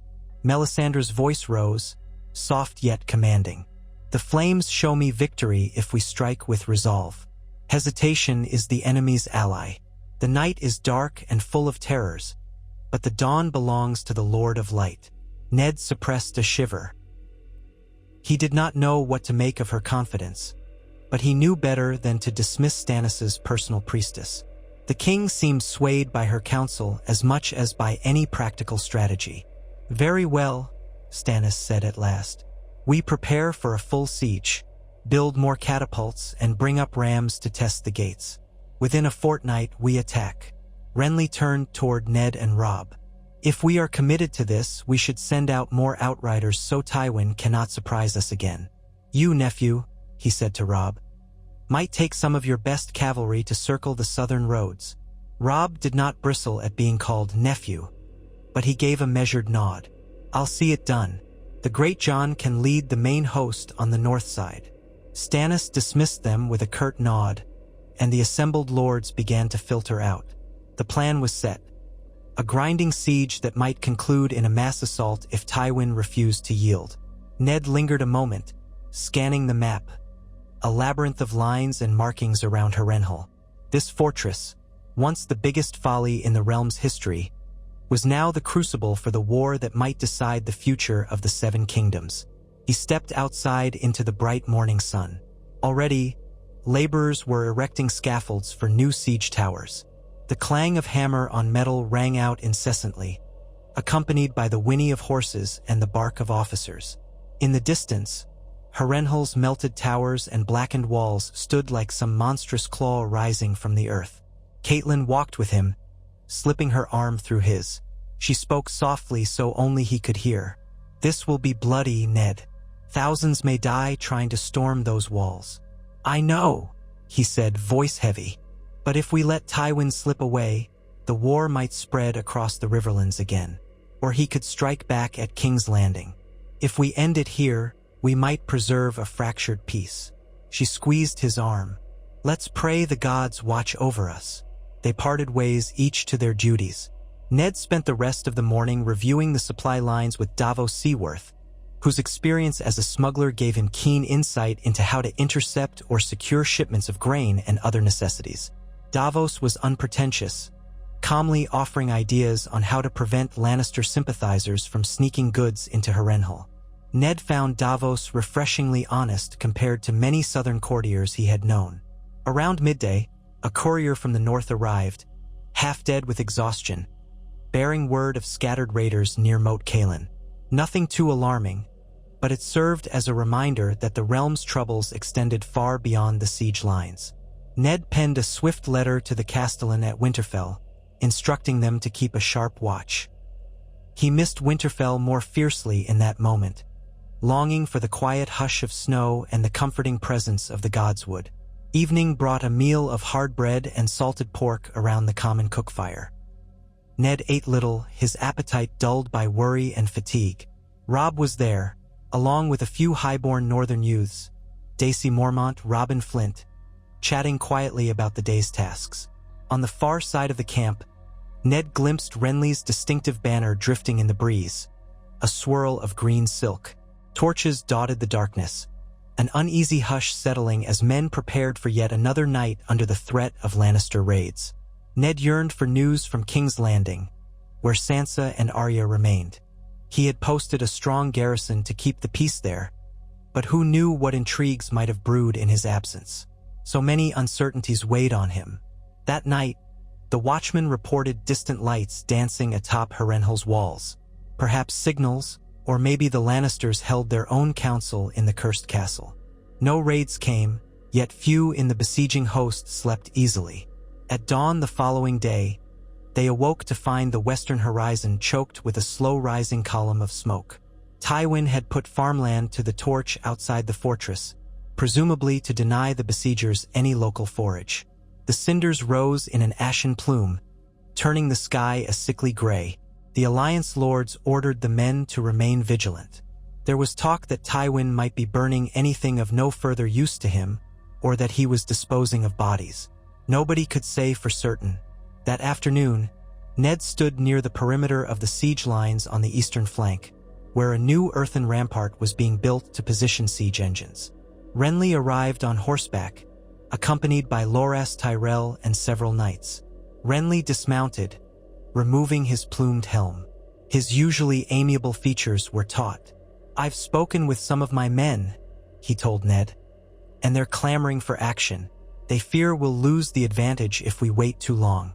Stannis's plan calls for a fortnight more of preparation, but these soldiers are beginning to wonder if Tywin is mustering something within Harrenhal's halls." Ned nodded. "Your men are not alone. Soldiers of the North chafe as well. It is never easy to sit idle in the face of an enemy, but assaulting those walls prematurely would be unwise." Loras Tyrell shifted his weight, a flicker of impatience in his eyes. "We've destroyed or captured whatever small outposts remain outside Harrenhal. There's little left to do but dig trenches and practice maneuvers." He paused, glancing at Renly. Perhaps a smaller-scale attack on one of the gates could test their defenses. Ned frowned. That's exactly what Tywin wants. He can make a show of weakness in one section, then lure us in only to trap our men between the outer and inner walls. Renly exhaled in frustration. "Yes, that's true. I hate this cat-and-mouse game. We had them pinned at King's Landing, and now look at us." The memory of that night in the Red Keep flickered through Ned's mind. how swiftly they had taken Cersei and her children prisoner, how easily they had seized control. It was remarkable that night had ended almost bloodlessly, a stark contrast to the carnage that now threatened to explode around Renly. Before Ned could respond, a horn sounded from the distant watchtower. Riders approached from the south, raising dust trails as they galloped. Soon, a group of outriders in Stark livery arrived, escorting a smaller party under a plain white banner. Ned recognized the banners of House Tarly and House Rowan among them. These were Reach Lords, presumably in service to Mace Tyrell, but it seemed they came under a flag of truce. In short order, Renly, Ned, and Robb convened near the watchtower where the arrivals halted. The party included Randall Tarly, grim-faced, clad in plain armor with the striding huntsman on his surcoat, and Lord Mathis Rowan, who looked harried. Both dismounted, giving curt bows. Renly greeted them warily. "Lord Tarly, Lord Rowan, what brings you here?" Renly demanded. "Are you here at my brother's bidding?" Tarly glanced at Ned, then at Robb as though assessing the situation. "We come on behalf of Lord Mace Tyrell. He dispatches us to confirm the alliance with King Stannis, and to demand certain assurances before our full forces march to join you." Renly's eyes flashed. "Demand?" He turned to Ned. "You see what I face with my father-in-law? The Tyrells hold back, waiting to see who emerges victorious." Robb said quietly, "We need the Tyrell might if we're to maintain a united front. Let's hear them out." Lord Rowan stepped forward. "We mean no disrespect, truly. Lord Mace has begun moving troops up from the Reach, but he is concerned about how King Stannis and King—" He caught himself, glancing at Robb. "Forgive me, Lord Robb, how you will handle the future of the realm.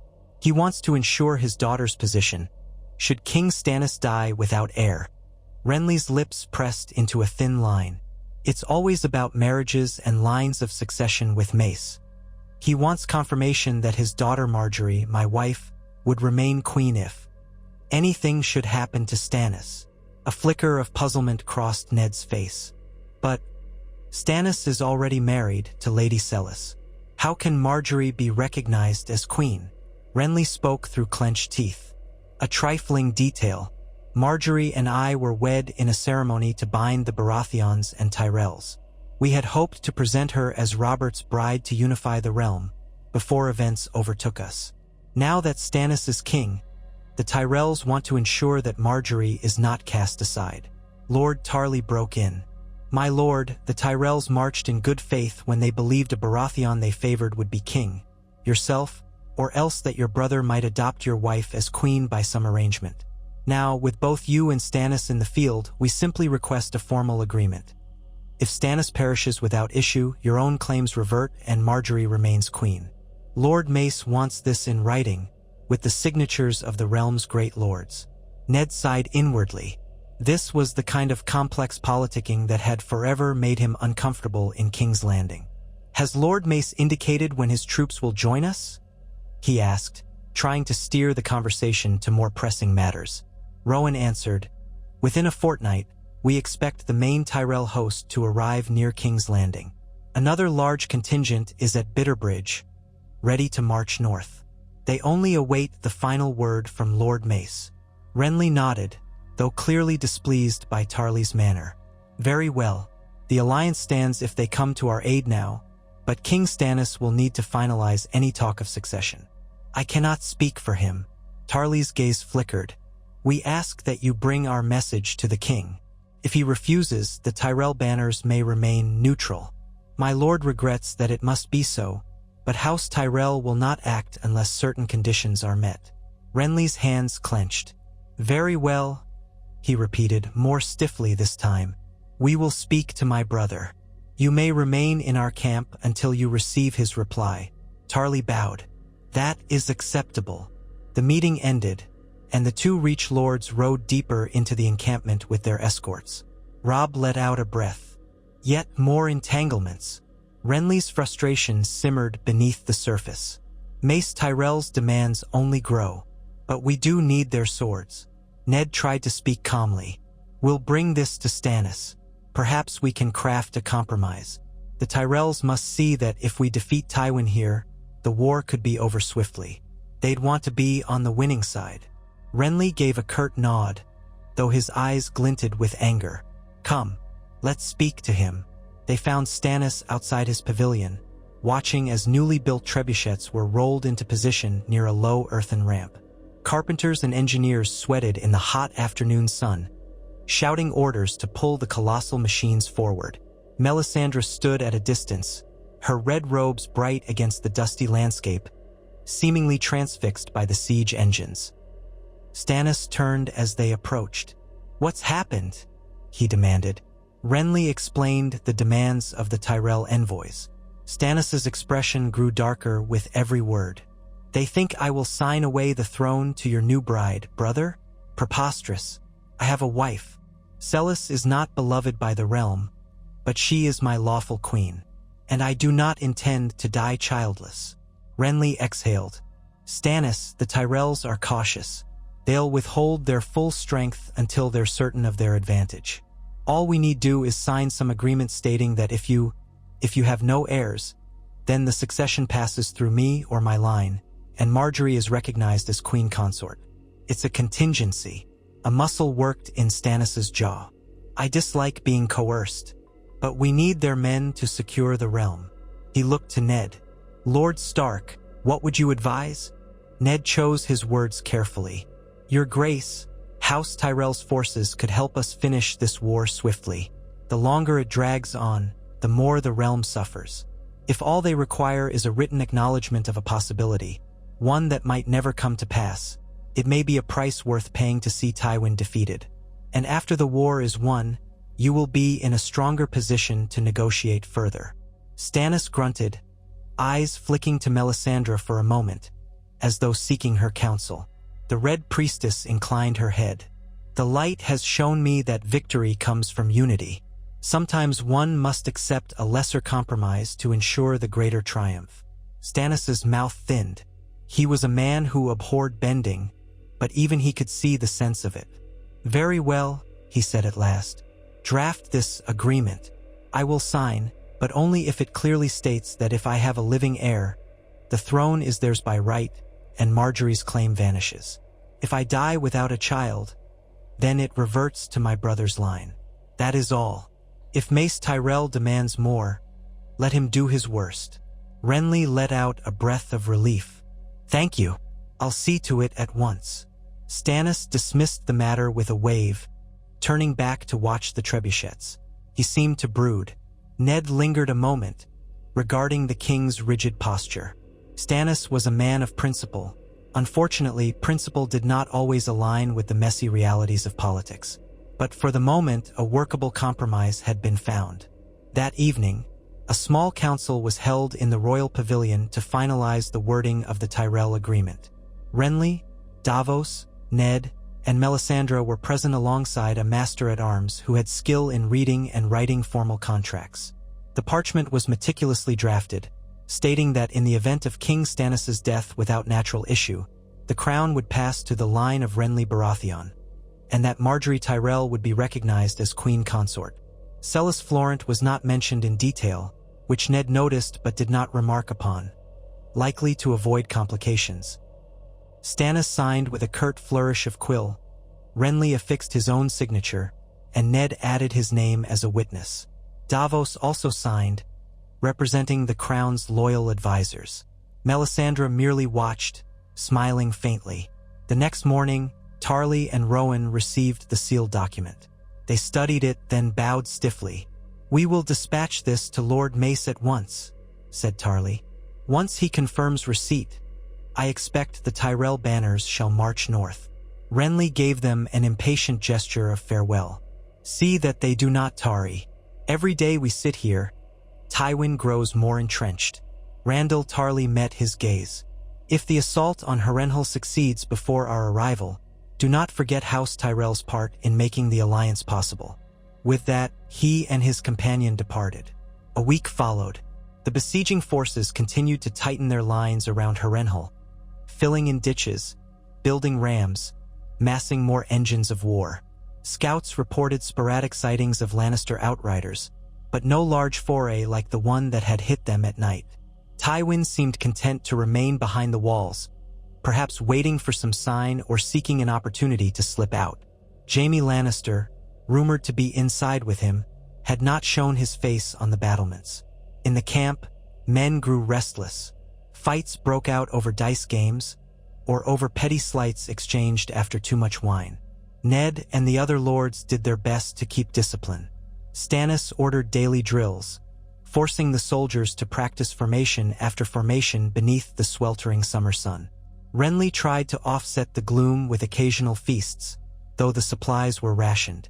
Even Robb's northern bannermen, who typically endured hardship without complaint, began to mutter that they'd rather face the enemy in open battle than waste away in a siege camp. Catelyn spent her days in the healers' tents, tending to the wounded from earlier skirmishes. She still exuded a quiet strength, giving the men a motherly comfort that steadied their spirits. Some knights murmured that Lady Catelyn's presence was a blessing from the Seven, though Ned knew she was as exhausted and uncertain as anyone. She merely refused to show it. Late one afternoon, Ned was walking along the line of newly constructed siege towers when he found himself pausing to watch the tower's wide wooden wheels being tested. The contraptions were impressive, 2 stories high, with a lower ramp that would drop onto the ramparts if they got close enough. But Harrenhal's walls were so tall. The notion of bracing these towers against that ancient black stone made Ned's stomach turn. He had seen enough war to know the slaughter that would ensue if the defenders concentrated arrows, boiling oil, or scorpion bolts on the towers. A sudden call from behind made him turn. A young squire jogged up, breathless. "Lord Stark, come quickly. There's a summons. King Stannis commands you to the eastern ridges." "Why?" Ned asked, heart tightening. "Is it another sally?" The squire shook his head. "We don't know, but some watchers on the ridge saw movement. King Stannis wants his principal advisors to join him at once." Ned hurried to mount his horse, instructing the squire to fetch Robb as well. Soon, Ned was cantering across the rough ground, weaving between encampments, heading eastward. He passed ranks of spearmen and archers who looked on curiously. The ridge in question was a low outcropping of rock, offering a vantage point over the southeastern approach to Harrenhal. At the crest, Stannis stood beside Davos, both men peering through a brass-banded far eye. A scattering of Stormlords and a few Northern Lords had assembled. Renly arrived on horseback, Loras at his side, while Robb appeared a moment later. Melisandre stood slightly apart, wind catching her red hair like a living flame. Ned dismounted and joined Stannis, who thrust the far eye toward him. "Look there, across the plain." Ned lifted the scope to his eye. For a moment he had trouble focusing. Then, in the wavering distance, he saw a mass of shapes, a column of riders and footmen, winding toward Harrenhal. The sun glinted off steel helms and the occasional standard. He recognized the Golden Lion on crimson, a large Lannister host, possibly thousands. Renly's face darkened. "Tywin has reinforcements. How did they slip past our scouts?" Robb frowned. "They must have marched from the south, near the Blackwater. Some path we neglected or didn't guard well. Damn it." Davos's voice was taut. "They seem to be heading straight for Harrenhal's southern gate. If they join Tywin's forces inside, our siege might be undone." Ned thought furiously.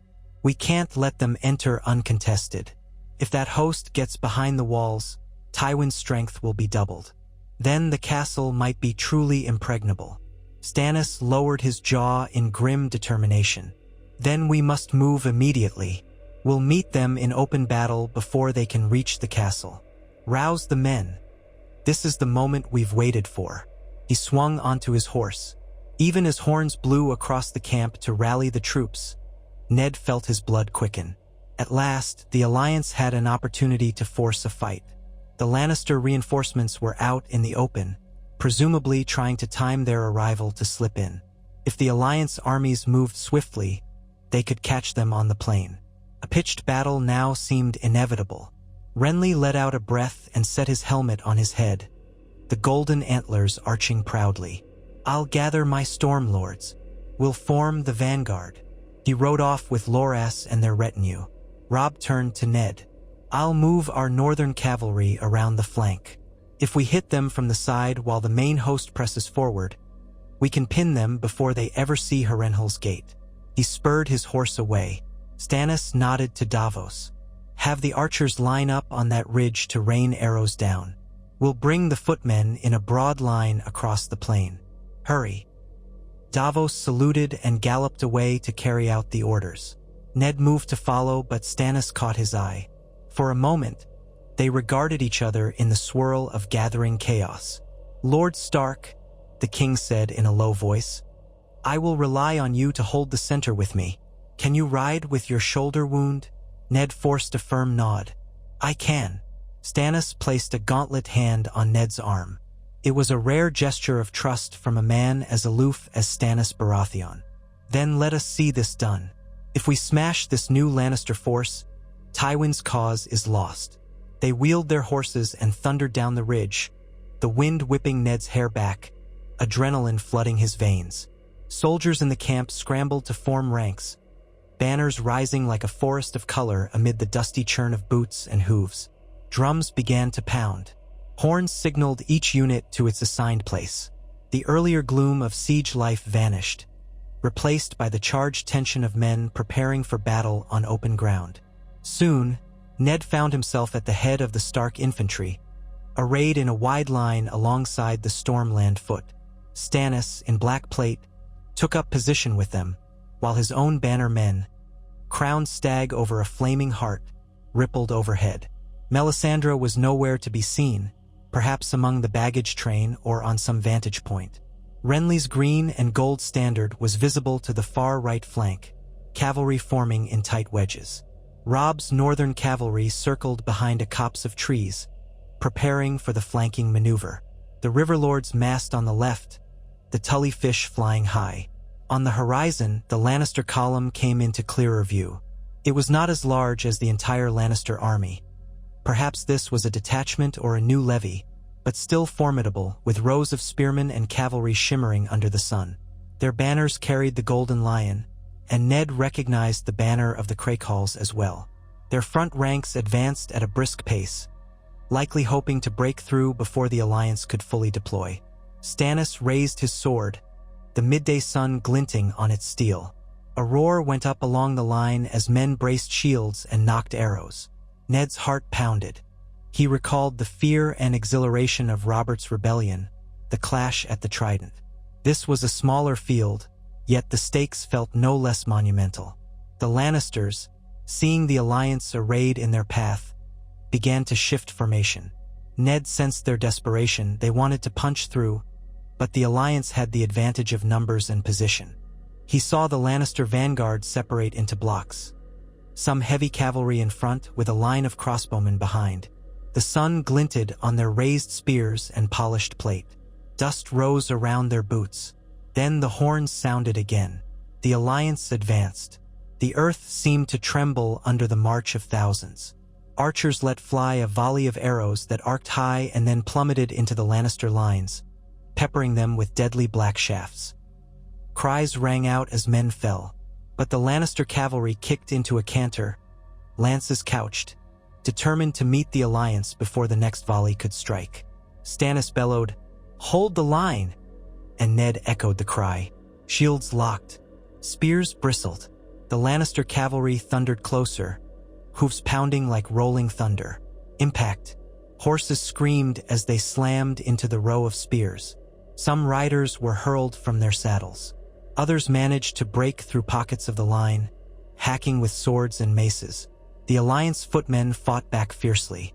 Ned swung his sword at a charging knight, deflecting a lance thrust that grazed his side. Pain flared, but he pushed on, slashing the horse's flank. The beast reared, toppling the knight to the ground. Around them, chaos erupted. Screams and clangs of steel merged into a deafening cacophony. Blood sprayed across the dusty field. The Lannisters pressed with all their might, hoping to break the center.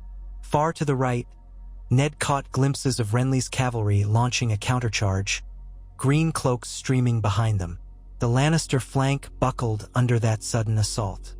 Farther out, he thought he saw the banners of the north circling, a great wave of horsemen moving in for the kill. Dust choked the air. Ned coughed, swinging at another foe. A footman this time, who tried to stab at him with a spear. Ned sidestepped, battered the spear aside, and drove his sword into the man's chest. The Lannister soldier dropped with a wet gasp. Stannis was near, fighting with grim precision. Despite being king, he stood in the thick of it, hacking a path through the ranks. Around him, Stormland knights formed a wedge, driving deeper into the Lannister lines. Another volley of arrows hissed overhead, striking the Lannisters from behind. The advantage was clear. The Alliance had them enveloped. Ned's gaze darted across the battlefield. Some Lannisters turned to flee, only to find themselves confronted by Northern cavalry sweeping in from the flank. Robb Stark's men let out a fierce war cry, "The North remembers!" and slammed into the Lannister rearguard. The sound of steel on steel, the terrified whinny of horses, and the shrieks of dying men rose to a horrific crescendo. The Lannister formation began to crumble. Soldiers dropped weapons, turned, and ran. Knights spurred their horses in frantic attempts to cut free from the melee. The Alliance advanced relentlessly, cutting down stragglers or taking some prisoner when they threw themselves to the ground. Ned felt exhaustion burning in his limbs, though the victory seemed near at hand. Suddenly, a figure burst from the swirl of dust. A Lannister knight in gilded armor, perhaps an officer. He swung a warhammer at Ned, nearly toppling him from behind. Ned barely managed to twist aside, the hammer grazing his wounded shoulder. Pain flared like fire. He cried out, stumbling. The knight reared back for another blow. Before he could strike, a sword lanced through the gap in his armor, Robb Stark's sword. The knight gasped, blood splashing from his mouth as Robb yanked him off the saddle. The knight toppled heavily, the ground shaking beneath his plated bulk. "Father," Robb said breathlessly, leaning down from his horse. "Are you?" Ned pressed a hand to his throbbing shoulder. "I'm alive," he managed, wincing. "Thank you, my son." Robb nodded, relief flickering in his eyes. "We have them, father. Their lines have collapsed. Many are surrendering." Ned looked around. Indeed, the battle was all but won. A wide ring of dead and dying men sprawled across the field, while pockets of Lannisters still fought in desperate clusters, surrounded by Alliance spears. The banners of Baratheon, Stark, and Tully soared triumphantly amid the chaos. Renly was chasing down a group of fleeing knights with his cavalry, while Stannis' soldiers tightened the noose around the last pockets of resistance. Within half an hour, the battlefield quieted to moans of the wounded and the occasional barked command. Captured Lannisters were herded into a makeshift corral, where they were disarmed. Others lay dead, scattered across the plain. The Alliance had lost men as well, hundreds from the look of it, but far fewer than the Lannisters. The day belonged to Stannis, Renly, and Robb. Ned sank to his knees, letting out a trembling breath. His arm felt like lead, every movement in agony. Robb dismounted and knelt beside him, concern etched on his features. "You're wounded, father." "It's not mortal," Ned rasped, though the pain was fierce. "Help me up." Robb helped him stand, steadying him while a pair of Stark men-at-arms rushed over with water. Ned drank deeply, letting the cool liquid steady his nerves. The sun overhead was like a blazing brand, beating down on the field of carnage. The stench of blood, sweat, and excrement hung in the air.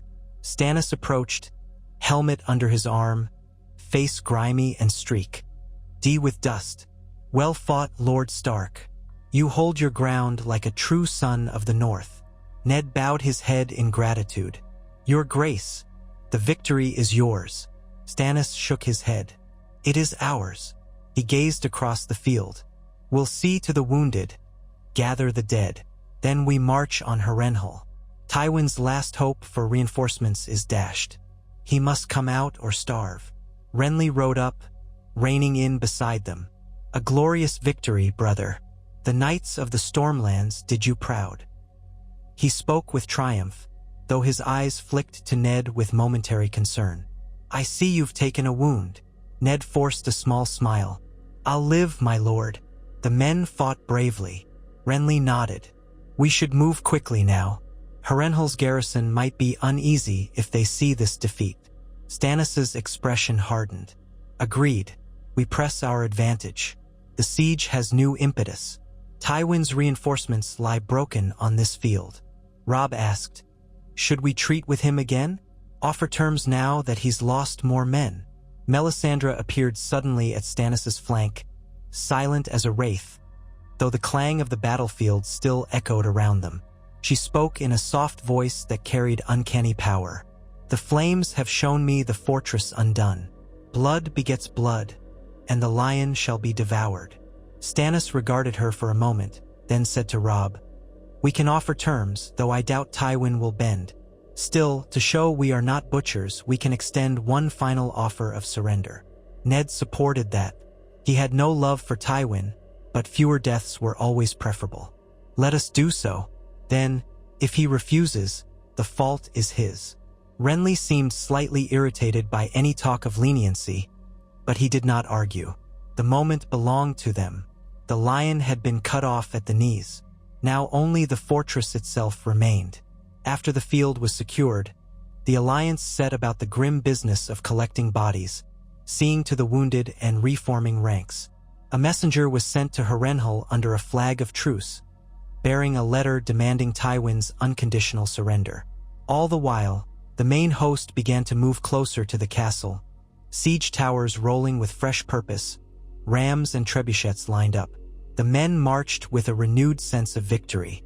Ned allowed himself to be treated by a maester.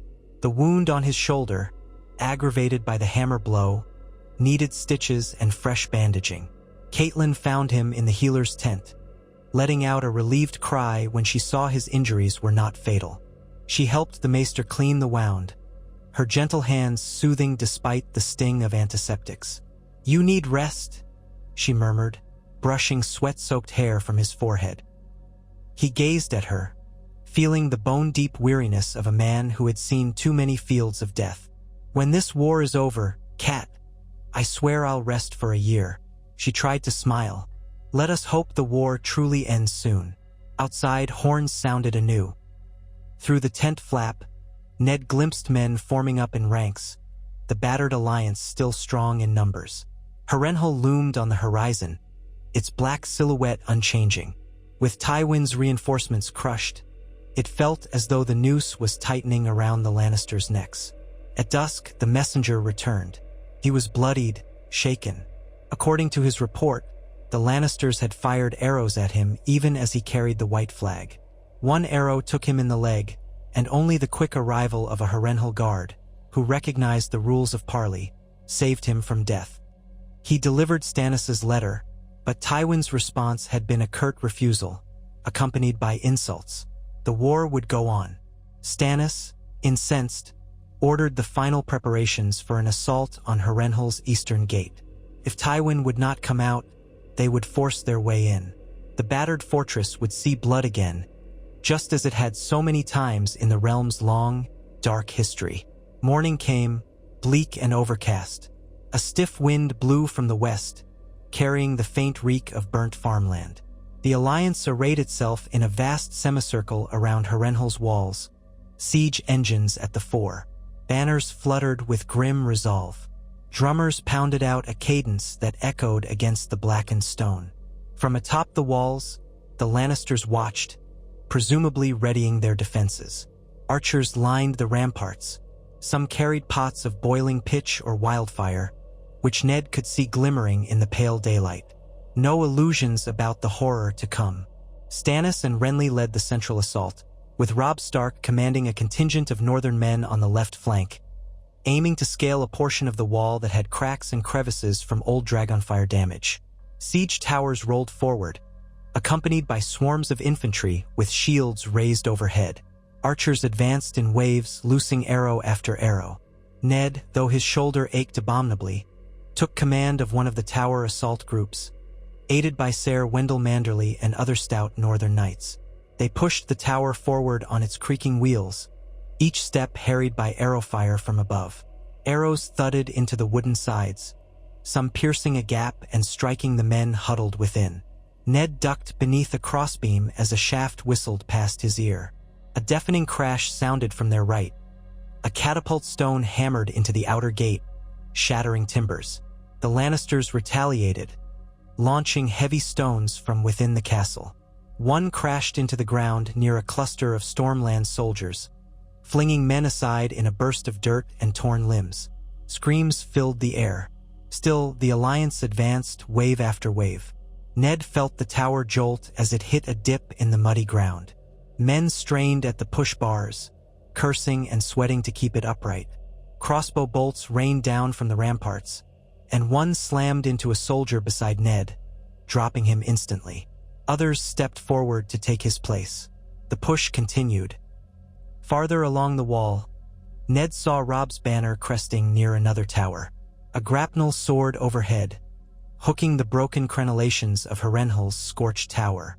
Northern men began to climb, heedless of arrows. Some fell screaming, but more made it to the top. Fierce fighting broke out on the parapets. Ned's tower finally reached the wall. The drawbridge on the upper level dropped with a heavy crash, bridging the gap. "Up!" bellowed Ser Wendell, leading the charge across.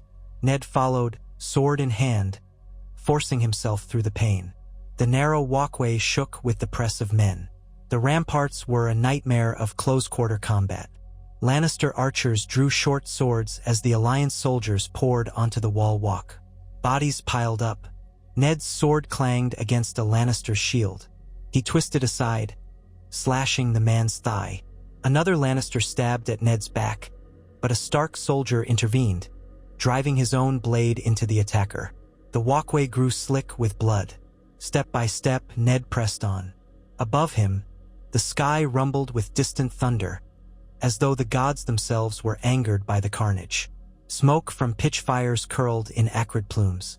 At one point, Ned glimpsed the interior courtyard below, a chaotic swirl of defenders rushing to reinforce the gate or man the walls. Arrows whistled from the courtyard up toward the assault, forcing Ned to flatten himself behind a Merlin. A northern archer beside him loosed a return volley. Gradually, Allied soldiers gained a foothold along the walls. A battered Stormlands banner appeared from the opposite side, letting Ned know that Renly or Stannis' men had reached the parapets too. Fighting erupted at the main gatehouse, where a ram pounded relentlessly. Another crash of catapult stones from outside the walls shook the entire fortress. Ned found a set of stone steps leading down into one of Harrenhal's massive towers. He led a small party inside, hoping to clear it of Lannister defenders. The tower's interior was dimly lit by flickering torches, the air thick with dust. They descended a winding stairwell, swords at the ready. At a landing, 2 Lannister men leapt out, brandishing spears. Ned's group clashed with them in the cramped space. Steel rang on steel, echoing harshly off the stone. One Lannister lunged at Ned's chest. Ned parried, sparks flying, and kicked the man backward, sending him tumbling down the steps. The other Lannister took a sword through the stomach from Ser Wendell and collapsed with a strangled moan. They continued downward, hearts pounding. Screams and shouts echoed from every direction, along with the thunderous pounding of the ram at the gate. The closer they got to ground level, the hotter the air became, choked with smoke from fires. A cowering servant woman darted past them in the hallway, eyes wide with terror. Ned let her flee, focusing on the fight ahead. At the base of the tower, they emerged into a broad corridor that opened onto the courtyard. There, a swirling melee raged, Alliance soldiers pouring in through a breach in the outer gate, Lannisters rushing to meet them. Ned's eyes roamed, searching for Tywin Lannister or Jaime among the defenders. He saw only an endless blur of violence and the monstrous architecture of Harrenhal rising around them. On the far side of the courtyard, near an archway, Ned spotted the golden armor of a Lannister knight cutting down a Stormland spearman. Then the knight was tackled by 3 Alliance men. Swords flashed, and the knight fell screaming. Elsewhere, flames licked at wooden outbuildings. The entire courtyard was turning into an inferno of chaos. Suddenly, A surging group of defenders slammed into Ned's party, driving them backward. A big man with a lion-crested helm swung a spiked mace that crushed the skull of a Stark soldier. Ned gritted his teeth, bringing his sword up. The big man roared a challenge and swung again, but Ned dodged, twisting aside. Ser Wendell hammered his shield into the man's flank, knocking him off balance. Ned seized the moment, thrusting his blade into the gap at the knight's armpit. The man let out a guttural cry and collapsed. Seconds later, the wave of Lannister defenders broke as reinforcements from the Stormlands arrived, hacking from the flank. The courtyard threatened to fill with corpses. Ned felt a wave of nausea at the sheer scale of it. They pressed on, driving the battered Lannisters toward the center of the yard. Overhead, new horns sounded, long blasts that reverberated against the stone. From the battered gate, a shout went up. "They're retreating! The Lannisters are falling back to the inner keep." Ned wiped sweat from his brow, smearing blood across his face. Harrenhal was not a single ring of fortification. It had multiple layers. Tywin's men were withdrawing deeper, presumably to another line of defense. Could they hold out there? Possibly, if the Alliance spent all its strength taking the walls. But the Alliance surged forward, unstoppable in its momentum. Ned found himself carried along by a tide of Northern and Stormland soldiers.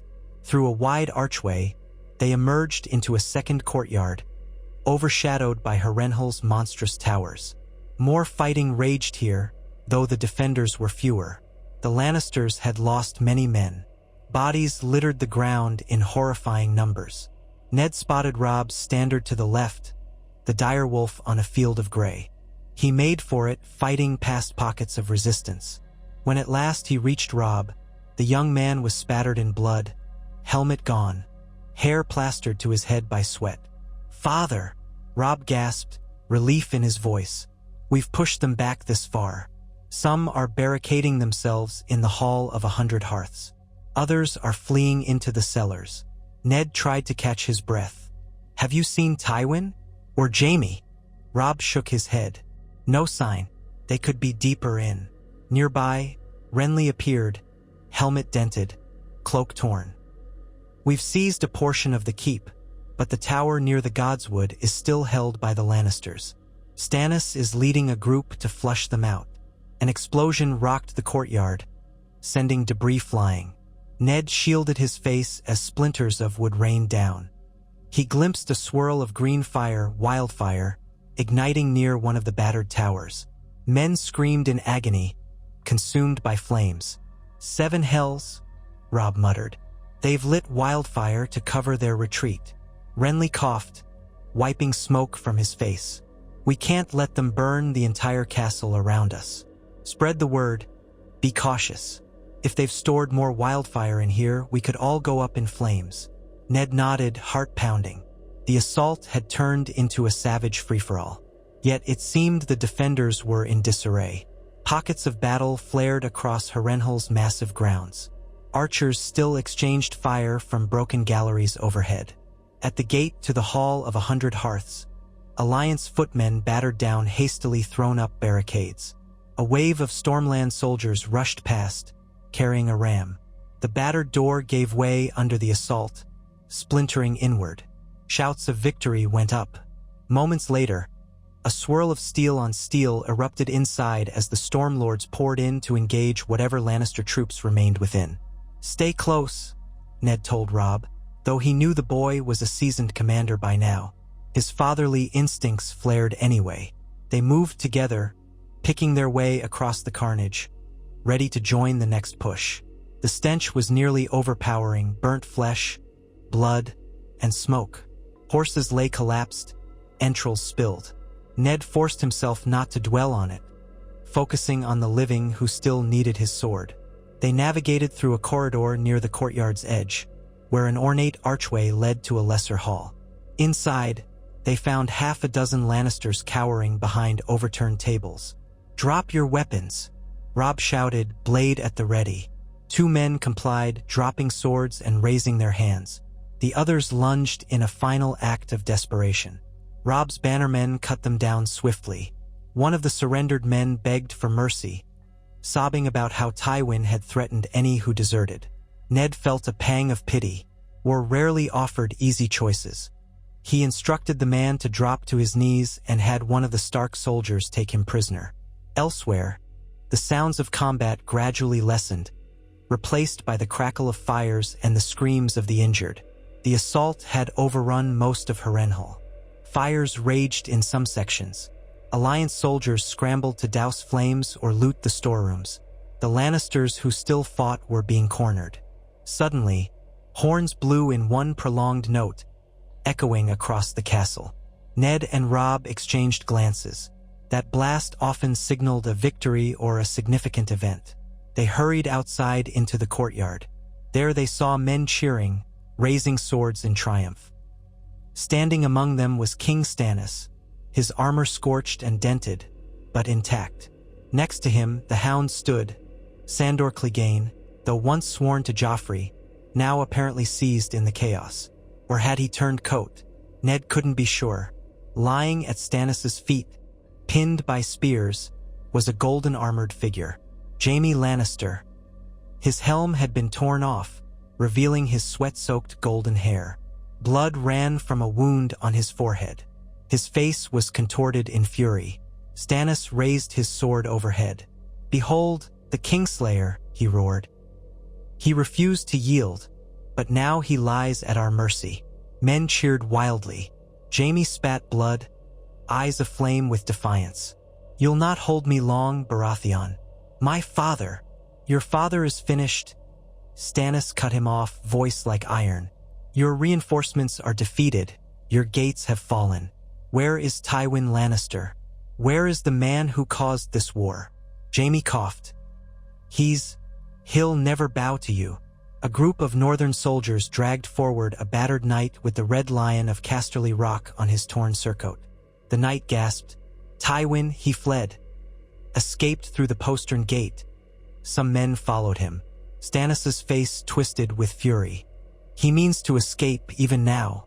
We must send riders to hunt him down." Jaime let out a mocking laugh that turned into a cough. "Catch him if you can. My father's 10 times the man you are, Stannis." "Hill!" Stannis motioned to a guard, who slammed a gauntlet fist across Jaime's face, silencing him. "Lock him in chains," the king commanded. "We'll deal with him later." "Where is Cersei? Where are the false heirs to the throne?" "They're still in King's Landing," Ned reminded him, stepping forward. "We took them captive before you arrived, remember?" A wave of memory crossed Stannis' features, and he inclined his head. "Yes, then all that remains is Tywin. If he has escaped, we must track him. Without Harrenhal, he cannot stand against us for long." The men roared again in triumph. Ned surveyed the scene, heart torn between relief that the fortress had fallen and dread for the bloodshed still to come. Harrenhal, once the mightiest castle in the realm, lay broken at last. The Alliance had proven victorious. Jaime Lannister was captive, the Lannister forces decimated. And yet Tywin himself had slipped away, a viper into the tall grass. In the days that followed, Harrenhal's fires were gradually quelled, though sections of the castle still smoldered. The Alliance set about burying the dead, treating the wounded, and consolidating control of the fortress. Hundreds of prisoners were taken, many begging for mercy. Stannis set up a makeshift court in the Hall of 100 Hearths, only half of which remained intact after the fighting, and began doling out judgments, punishing those Lannister officers who had participated in atrocities. Some were executed, others sent to dungeons. Jaime Lannister remained a prized captive. He was imprisoned in one of Harrenhal's smaller towers, under heavy guard. Stannis considered trying him immediately for the murder of King Aerys long ago, but Ned and others advised caution. Executing Jaime might provoke Tywin to even more desperate measures, assuming Tywin was still within reach. In hushed corners of Harrenhal's labyrinthine corridors, men whispered of Tywin's cunning. Had he truly escaped alone, or with a sizable retinue? Was he heading for the Westerlands to gather a new army, or trying to slip north around the neck? Ned believed Tywin's best option was to retreat toward the Westerlands, the Lannister heartland, though the alliance had posted outriders to block the roads. Amid all this, the Tyrell host finally arrived on the outskirts of Renly, some days late. Mace Tyrell and his banners paraded in, expecting to partake in the glory of the siege, only to find the castle already fallen. Renly greeted them with a mixture of annoyance and forced courtesy, while Stannis received Mace's exaggerated bows with icy politeness. Despite the tension, the Tyrell presence added thousands of fresh men to the alliance, further solidifying Baratheon rule. In a high council convened in what remained of the Great Hall, Stannis declared that the war was essentially won. The Lannisters' power is shattered. Jaime is our prisoner, Tywin a fugitive. Cersei and her children are under guard in King's Landing. The realm is ours to command. He paused, scanning the assembled lords. Renly, Ned, Robb, Mace Tyrell, Davos, the Blackfish, and others. Yet we cannot rest. We must confirm peace in all corners of Westeros. The North demands recognition. The Riverlands must be rebuilt. And Tywin Lannister still breathes. Renly gave a measured nod. The Tyrells and Stormlands stand ready to pursue Tywin wherever he flees. Once we find him, he can stand trial or die with a sword in his hand. Mace Tyrell, pompous in gilded armor, agreed. House Tyrell will bring the might of the Reach to track him down. My lords, we cannot allow the Lanny stirs to rebuild. Robb's voice was steady. The North has no love for the Lannisters, but my bannermen tire of this war. We have Tully lands to restore and our own borders to defend. I ask for your word, King Stannis, that we shall have the freedom we require, and the justice we have sought for my father's men, who were slain at the Twins and along the Green Fork. Ned placed a hand on Robb's arm. We will speak of the North's future, my son, when the time is right. He looked to Stannis. For now, we should unify. The realm cannot afford more infighting. Let us find Tywin, if we can, and force him to yield. Then we can truly begin to rebuild. Stannis rubbed his brow, clearly uncomfortable with so many demands. Very well. We send ravens to every corner of Westeros, declaring me king on the Iron Throne, naming those who kneel as loyal subjects. Tywin Lannister is declared an outlaw. Any house that harbors him or aids him is guilty of treason. Our riders will hunt him on every road from the Trident to the Golden Tooth. That evening, Ned wandered alone through the scorched remains of Harrenhal's Godswood, seeking a moment of reflection. The ground was littered with branches and debris. Half the trees were charred from wildfire or catapult stones. The weirwood here, an ancient, twisted trunk with a melted face, had not escaped the war's ruin. Burn marks scored its trunk, the carved features blackened with soot. Ned knelt before it, ignoring the pain in his shoulder, and closed his eyes. He prayed to the old gods for guidance. His thoughts drifted to his daughters in King's Landing, to Bran and Rickon in Winterfell, to the looming question of whether the North would remain part of the realm under Stannis or break free under Robb's crown. He thought of the old promise he had made to keep Robert's children safe, yet that had led him here to all this blood. Perhaps there was no escaping war once the secret of Joffrey's parentage had come to light. Still, he carried the guilt like a stone in his chest. At length, he rose and returned to the castle's main courtyard, where men labored by torchlight to clear rubble and bury the dead. The fires had mostly been doused, though wisps of smoke still curled from the blackened stone. The sigils of House Baratheon and House Stark flew above the ramparts, a testament to their victory, but also a reminder that forging a better future would not come swiftly or easily. Over the next days, the alliance reorganized. Stannis left a garrison in Harrenhal under one of his trusted stormlords. Renly went south with Mace Tyrell, aiming to secure the Reach fully. Robb and Ned debated whether to return north or remain with Stannis until Tywin was confirmed dead or captured. Ultimately, with the Riverlords pressing for assistance in rebuilding their lands, Robb decided to stay for a short while, ensuring that House Tully regained its strength. Ned remained as well, mindful that Stannis still needed counsel on the realm's governance. One morning, as the sun rose pale and wan over the haunted towers, riders arrived with a captive in tow. It was Ser Gregor Clegane, the mountain that rides, battered from some skirmish in the field. He had been found leading a handful of men trying to slip past Alliance patrols. Gregor was chained and half dead from arrow wounds, but still dangerous. Stannis ordered him placed under heavy guard, with the intention of trying him for the atrocities committed in the Riverlands. Ned felt a measure of grim satisfaction. Ser Gregor had long plagued the innocent. If justice could be served, it would be a rare moment of respite in this war-torn land. Shortly after, a raven arrived from the Vale. Lisa Arryn, reclusive as ever, sent a polite but non-committal letter. She congratulated King Stannis on his victory at Harrenhal but did not offer the Vale's armies. Ned shook his head at her aloofness, though he supposed the Vale was safe behind the Mountains of the Moon. The realm's final resolution might not come for some time. As the days passed, Harrenhal took on a semblance of normalcy again, if a half-burned fortress crawling with soldiers and refugees could be called normal. Markets emerged in the outer courtyard, where camp followers traded goods. New shipments of grain arrived from the Riverlands, courtesy of Edmure Tully. Some semblance of order took shape under the banner of King Stannis. Jaime Lannister remained a brooding prisoner, hurling insults at anyone who passed his cell. Gregor Clegane languished in the dungeons, near death from infection.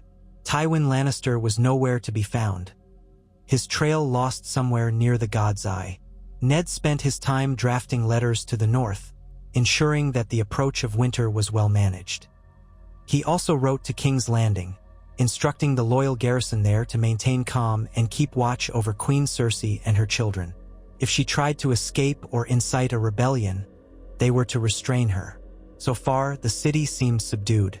Littlefinger lurked there, presumably delighting in the chaos, but with Varys and a strong watch in place, no new revolt had erupted. Rumor spread that Tyrion Lannister, missing since his capture by Catelyn Stark, then freed, had turned up in the Westerlands. Some said he aimed to gather remnants of Lannister forces to rescue Tywin or Jaime. Others claimed he wanted no part of Tywin's final stand. Ned could not be sure. Tyrion was cunning, and the realm had become a place where cunning might yet reshape fortunes. One evening, Ned joined Robb, Catelyn, Brynden Tully, and a few other northern lords for a sparse dinner in what remained of Harrenhal's banquet hall. They spoke quietly of the future, the need to eventually return home. Robb, for all his new maturity, yearned to see his brothers, to ensure Winterfell was secure. Yet he also felt bound to see the Lannisters properly defeated. Catelyn set her cup down. I fear this may not be so simple. Even if we kill or capture Tywin, there are still lords loyal to House Lannister in the Westerlands. They might refuse to submit. Brynden Tully nodded. And then the realm has a new pocket of rebellion to quell, unless Stannis shows them leniency, or unless someone else emerges with a more appealing claim to power. Robb looked to Ned. Father, do you believe Stannis can truly hold the throne without more bloodshed? Ned thought of Robert, how quickly the realm had rallied behind him once the Targaryens fell. Robert had been charismatic, a beloved warrior king. Stannis was stern, commanding respect rather than love. I believe he has the lawful claim, Ned said slowly, and that many lords will accept that, especially after seeing the Lannisters undone. Yet his rule may be uneasy. That is why alliances like the Tyrells and yes, the North are crucial. We must guide him as best we can. Robb mulled that over. And the North? Do we remain part of the Seven Kingdoms, or do we press for independence? He glanced at Catelyn. The men crowned me king in the North. But perhaps you were right, Father. Negotiation might serve us better than open defiance. Ned felt the tension in that question. He had always been loyal to the Iron Throne, yet it was a throne that had once belonged to Robert, his dear friend. And it was Robert's line that was supposed to rule. That line now fell to Stannis. We must weigh the cost, he said softly. If we break away, we risk another war.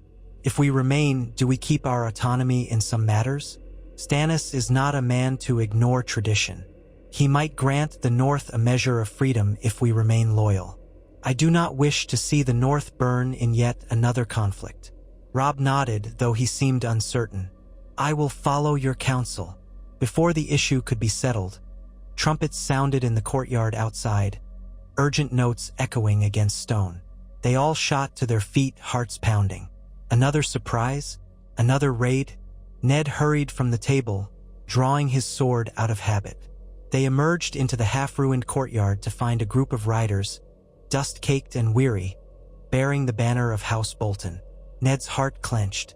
Roose Bolton had been a key commander for Robb, though Ned never fully trusted him. Perhaps these were messengers. The lead rider dismounted stiffly, approaching Robb and Ned with a short bow.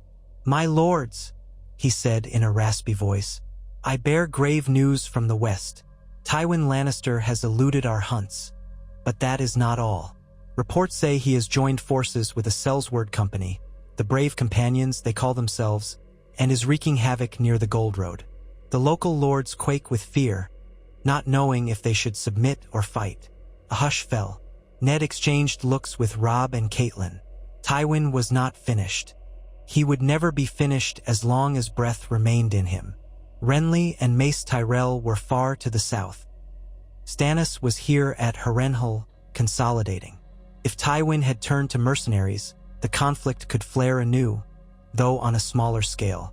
In the days that followed, additional reports trickled in, confirming the same. Tywin had not given up. He was rallying a desperate resistance among certain Westerland loyalists and had hired savage Sellswords to supplement his depleted ranks. They raided villages, terrorized those suspected of supporting Stannis, and moved fast enough to elude direct confrontation. The war dragged on, a serpent's tail still thrashing even after most of the serpent's body was pinned. Stannis, upon hearing this news, mustered an expedition. "We'll put an end to it," he vowed. "I'll ride west, crush Tywin's last stand, and then the realm will finally know peace." He looked to Ned. "Will you join me, Lord Stark?" Ned hesitated. His heart yearned for home, yet he could not leave such unfinished business when it might threaten them all. "Yes," he said at last. "If the North stands aside, Tywin might slip away again. Let us finish this." Robb volunteered to lead part of the forces as well. "The North remembers," he said. "We must see Tywin answer for his crimes." Catelyn, though worried, did not stand in their way. She would remain behind with a suitable guard, overseeing reconstruction efforts in the Riverlands. The plan was that once Tywin was defeated, Ned, Robb, and the northern host could finally return home. Sansa and Arya would rejoin them, and maybe, just maybe, the realm could begin to heal. They marched from Harrenhal on a gray dawn, leaving behind a strong Baratheon garrison. The fields around the castle were littered with shallow graves. Smoke still curled from a few scorched towers, but the once impregnable fortress now bore the stag of Baratheon and the dire wolf of Stark, a testament to the combined might that had toppled it. The ride west took them along the Gold Road, past ravaged villages and abandoned farms. Occasionally, they found the aftermath of Sellsword raids: blackened ruins, slaughtered livestock, terrified survivors huddled in barns. Stannis' rage grew with each atrocity. He swore a terrible vengeance on Tywin and the Brave Companions. Ned felt only a weary sadness, aware that each day of delay meant more suffering for the realm's small folk. At one point, they captured a pair of stragglers from the Sellsword Company, rough men with scarred faces and furtive eyes. Under interrogation, they revealed that Tywin was holed up near the Golden Tooth, the stronghold that guarded the pass into the Westerlands. He was trying to raise local militias, but the region had been drained by the earlier war. His only real power came from the Sellswords. Stannis pressed forward relentlessly, as if compelled by iron will alone. Renly, still in the south, had promised to block any attempt by Tywin to flee by sea from Lannisport. Mace Tyrell's ships patrolled the coast, ensuring no safe harbor. The net tightened once more. After a fortnight of hard riding, the Alliance drew near the Golden Tooth, a formidable fortress perched on a rocky outcrop overlooking a narrow pass. Word reached them that Tywin had managed to fortify it. The Brave Companions infested the hills around, setting ambushes. Skirmishes erupted on the approach, ragged mercenaries attacking supply wagons or scouts. Ned personally led a patrol that clashed with a group of them in a rocky ravine. They wore mismatched armor, some sporting flayed men's sigils or grotesque images. One had a severed head tied to his saddle. Ned's men dispatched them with grim efficiency. Finally, they beheld the Golden Tooth itself. Not as large as Renly, but still daunting. A fortress of golden-brown stone, with high walls and a single gate facing the pass. Lannister banners flew from the towers. Observers reported that Tywin was indeed inside, along with several dozen knights and the dreaded brave companions. The Alliance prepared for another siege, but Tywin surprised them once again. On a murky dawn, as Stannis' men positioned siege equipment, Tywin led a desperate sortie. The Sellswords erupted from hidden tunnels beneath the fortress, flanking the Alliance vanguard. Chaos ensued on the stony slopes. The tide wavered, men shouting in confusion as mercenaries attacked from unexpected angles, setting brushfires and rolling boulders down the hillside. Ned and Robb led the northern cavalry around to hit the Sellswords from behind. The brave companions fought with savage abandon, using spiked flails, axes, and barbed nets. Ned had never seen such brutality. One of his riders was dragged from his horse and hacked apart amid jeering laughter. Robb, face pale with anger, cut down two of them in quick succession, driving a third into retreat. Stannis' infantry pressed up the slope, slowly forcing Tywin's men to yield ground. Arrows hissed from the fortress walls, but many soared wide. Then a sharp horn blast resounded. Tywin's personal call, perhaps. The Sellswords withdrew toward the gate, covering Tywin's own retreat. Ned glimpsed the Lannister lord astride a magnificent warhorse, sword in hand, white hair streaming behind him. Their gazes locked across the slope for a fleeting moment. Tywin's lips curled in contempt, and then the lord spurred away, vanishing behind a ridge. Stannis bellowed for pursuit. The Alliance surged forward, clambering over rocks and half-hidden pitfalls. Another group of Lannisters tried to block them, only to be overwhelmed. Robb and the Great John smashed through with the northern cavalry. They reached the fortress gate in time to see it slam shut, leaving Tywin and a handful of men outside. Confusion reigned. Why had Tywin not entered the castle? Then the drawbridge within the gatehouse collapsed inward. The defenders inside had turned on Tywin, refusing to let him back in. Perhaps the Sellsword captain or the fortress's castellan realized the situation was hopeless. Tywin was left exposed on the slope. He turned, outraged, shouting curses at the walls. Archers on the ramparts simply watched. With a roar, the Alliance cavalry closed in. Tywin and his few loyal knights tried to form a wedge, but they were surrounded on all sides by Stark men, Stormland foot, and the archers of the Crownlands. A savage melee erupted. Ned spurred his horse through the crowd, determined to see the last blow that ended this war. He saw Tywin fighting with cold, methodical skill, cutting down any who dared approach. The old lion still had lethal prowess. Then Robb charged forward, sword raised. Tywin blocked Robb's initial swing, sparks flying. They traded blows, steel ringing in the morning air. Ned urged his horse closer, but the press of bodies and swirling chaos blocked him. Robb's sword arced again. Tywin parried, then lunged with a brutal thrust. Robb twisted aside, but the blade caught his armor near the ribs, scraping off. Robb rammed his horse into Tywin's, unbalancing them both. Tywin slashed, catching Robb's arm. Blood stained Robb's sleeve. The young wolf snarled, ignoring the pain, and hammered his sword down on Tywin's helm. Tywin reeled, gold helm dented. Then another blow from Robb's sword caught Tywin in the side of the neck, slipping beneath the rim of the helm. Tywin Lannister let out a strangled gasp, dropping his blade. Blood gushed from the wound, spattering the ground. He sagged in the saddle, eyes wide with disbelief. With a final, contemptuous glare, the Lord of Casterly Rock toppled from his horse and landed in a heap on the rocky slope. Silence seemed to descend, if only for an instant. Men froze, weapons half-raised.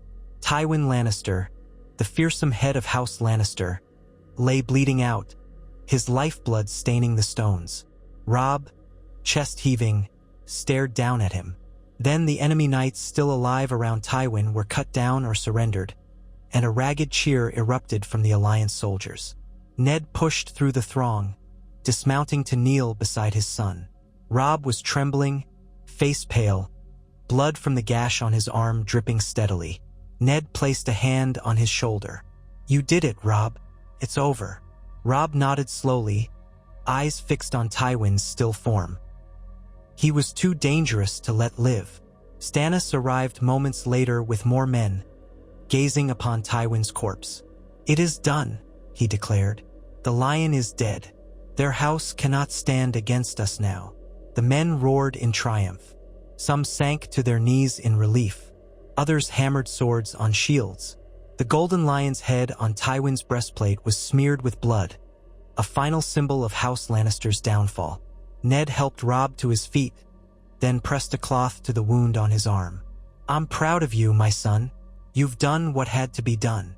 Robb closed his eyes, exhausted beyond words. "Then we can go home." Ned looked up at Stannis, who seemed to recognize that statement. The king gave a curt nod.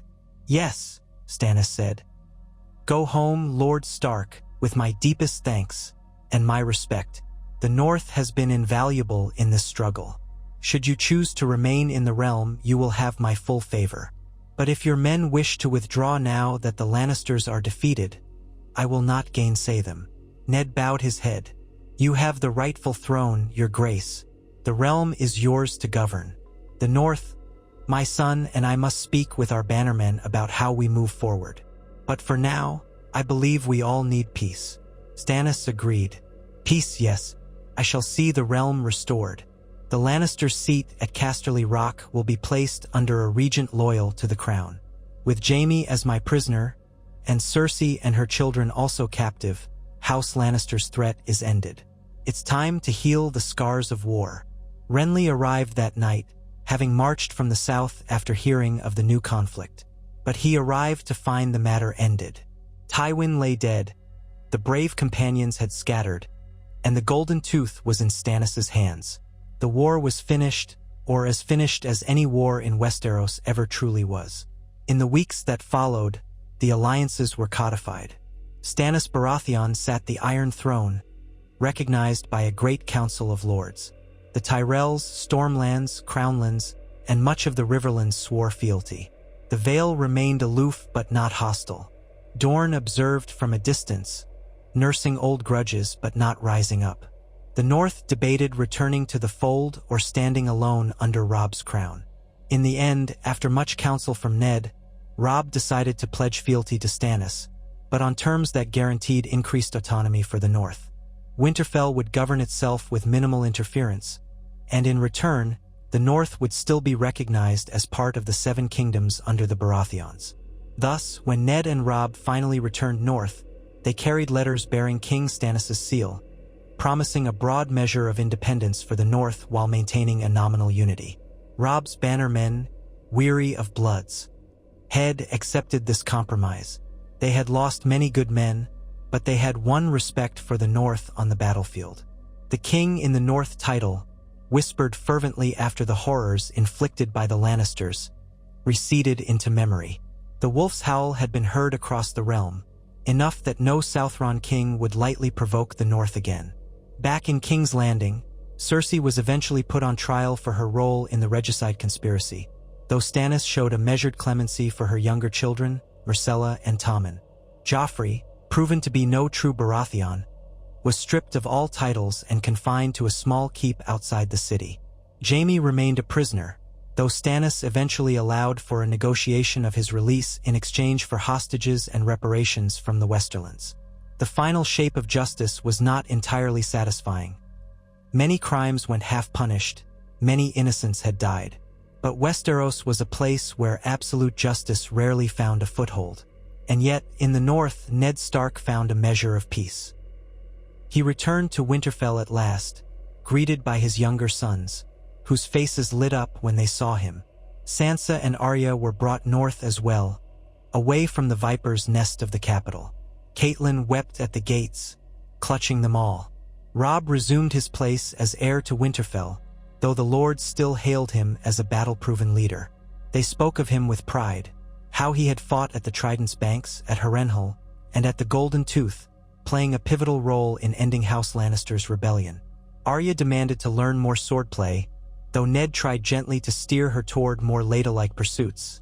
Inevitably, she slipped away to the training yard. Sansa wrote heartfelt letters to her southern friends, still sorting through her feelings about Joffrey's captivity and the illusions she once cherished. Bran and Rickon listened with wide eyes to the tales of battles, though they were too young to truly understand. Each day, Ned would walk beneath the towering sentinel trees of the Godswood, recalling the horrors he had witnessed, and the slim sliver of hope that a new king, crowned with rightful law, might spare the realm from more devastation. Winter was coming, but for the moment, the North was safe under the vow of a new Baratheon king. Eddard Stark took solace in that knowledge and prayed that the mistakes and tragedies of the recent war would not soon be repeated.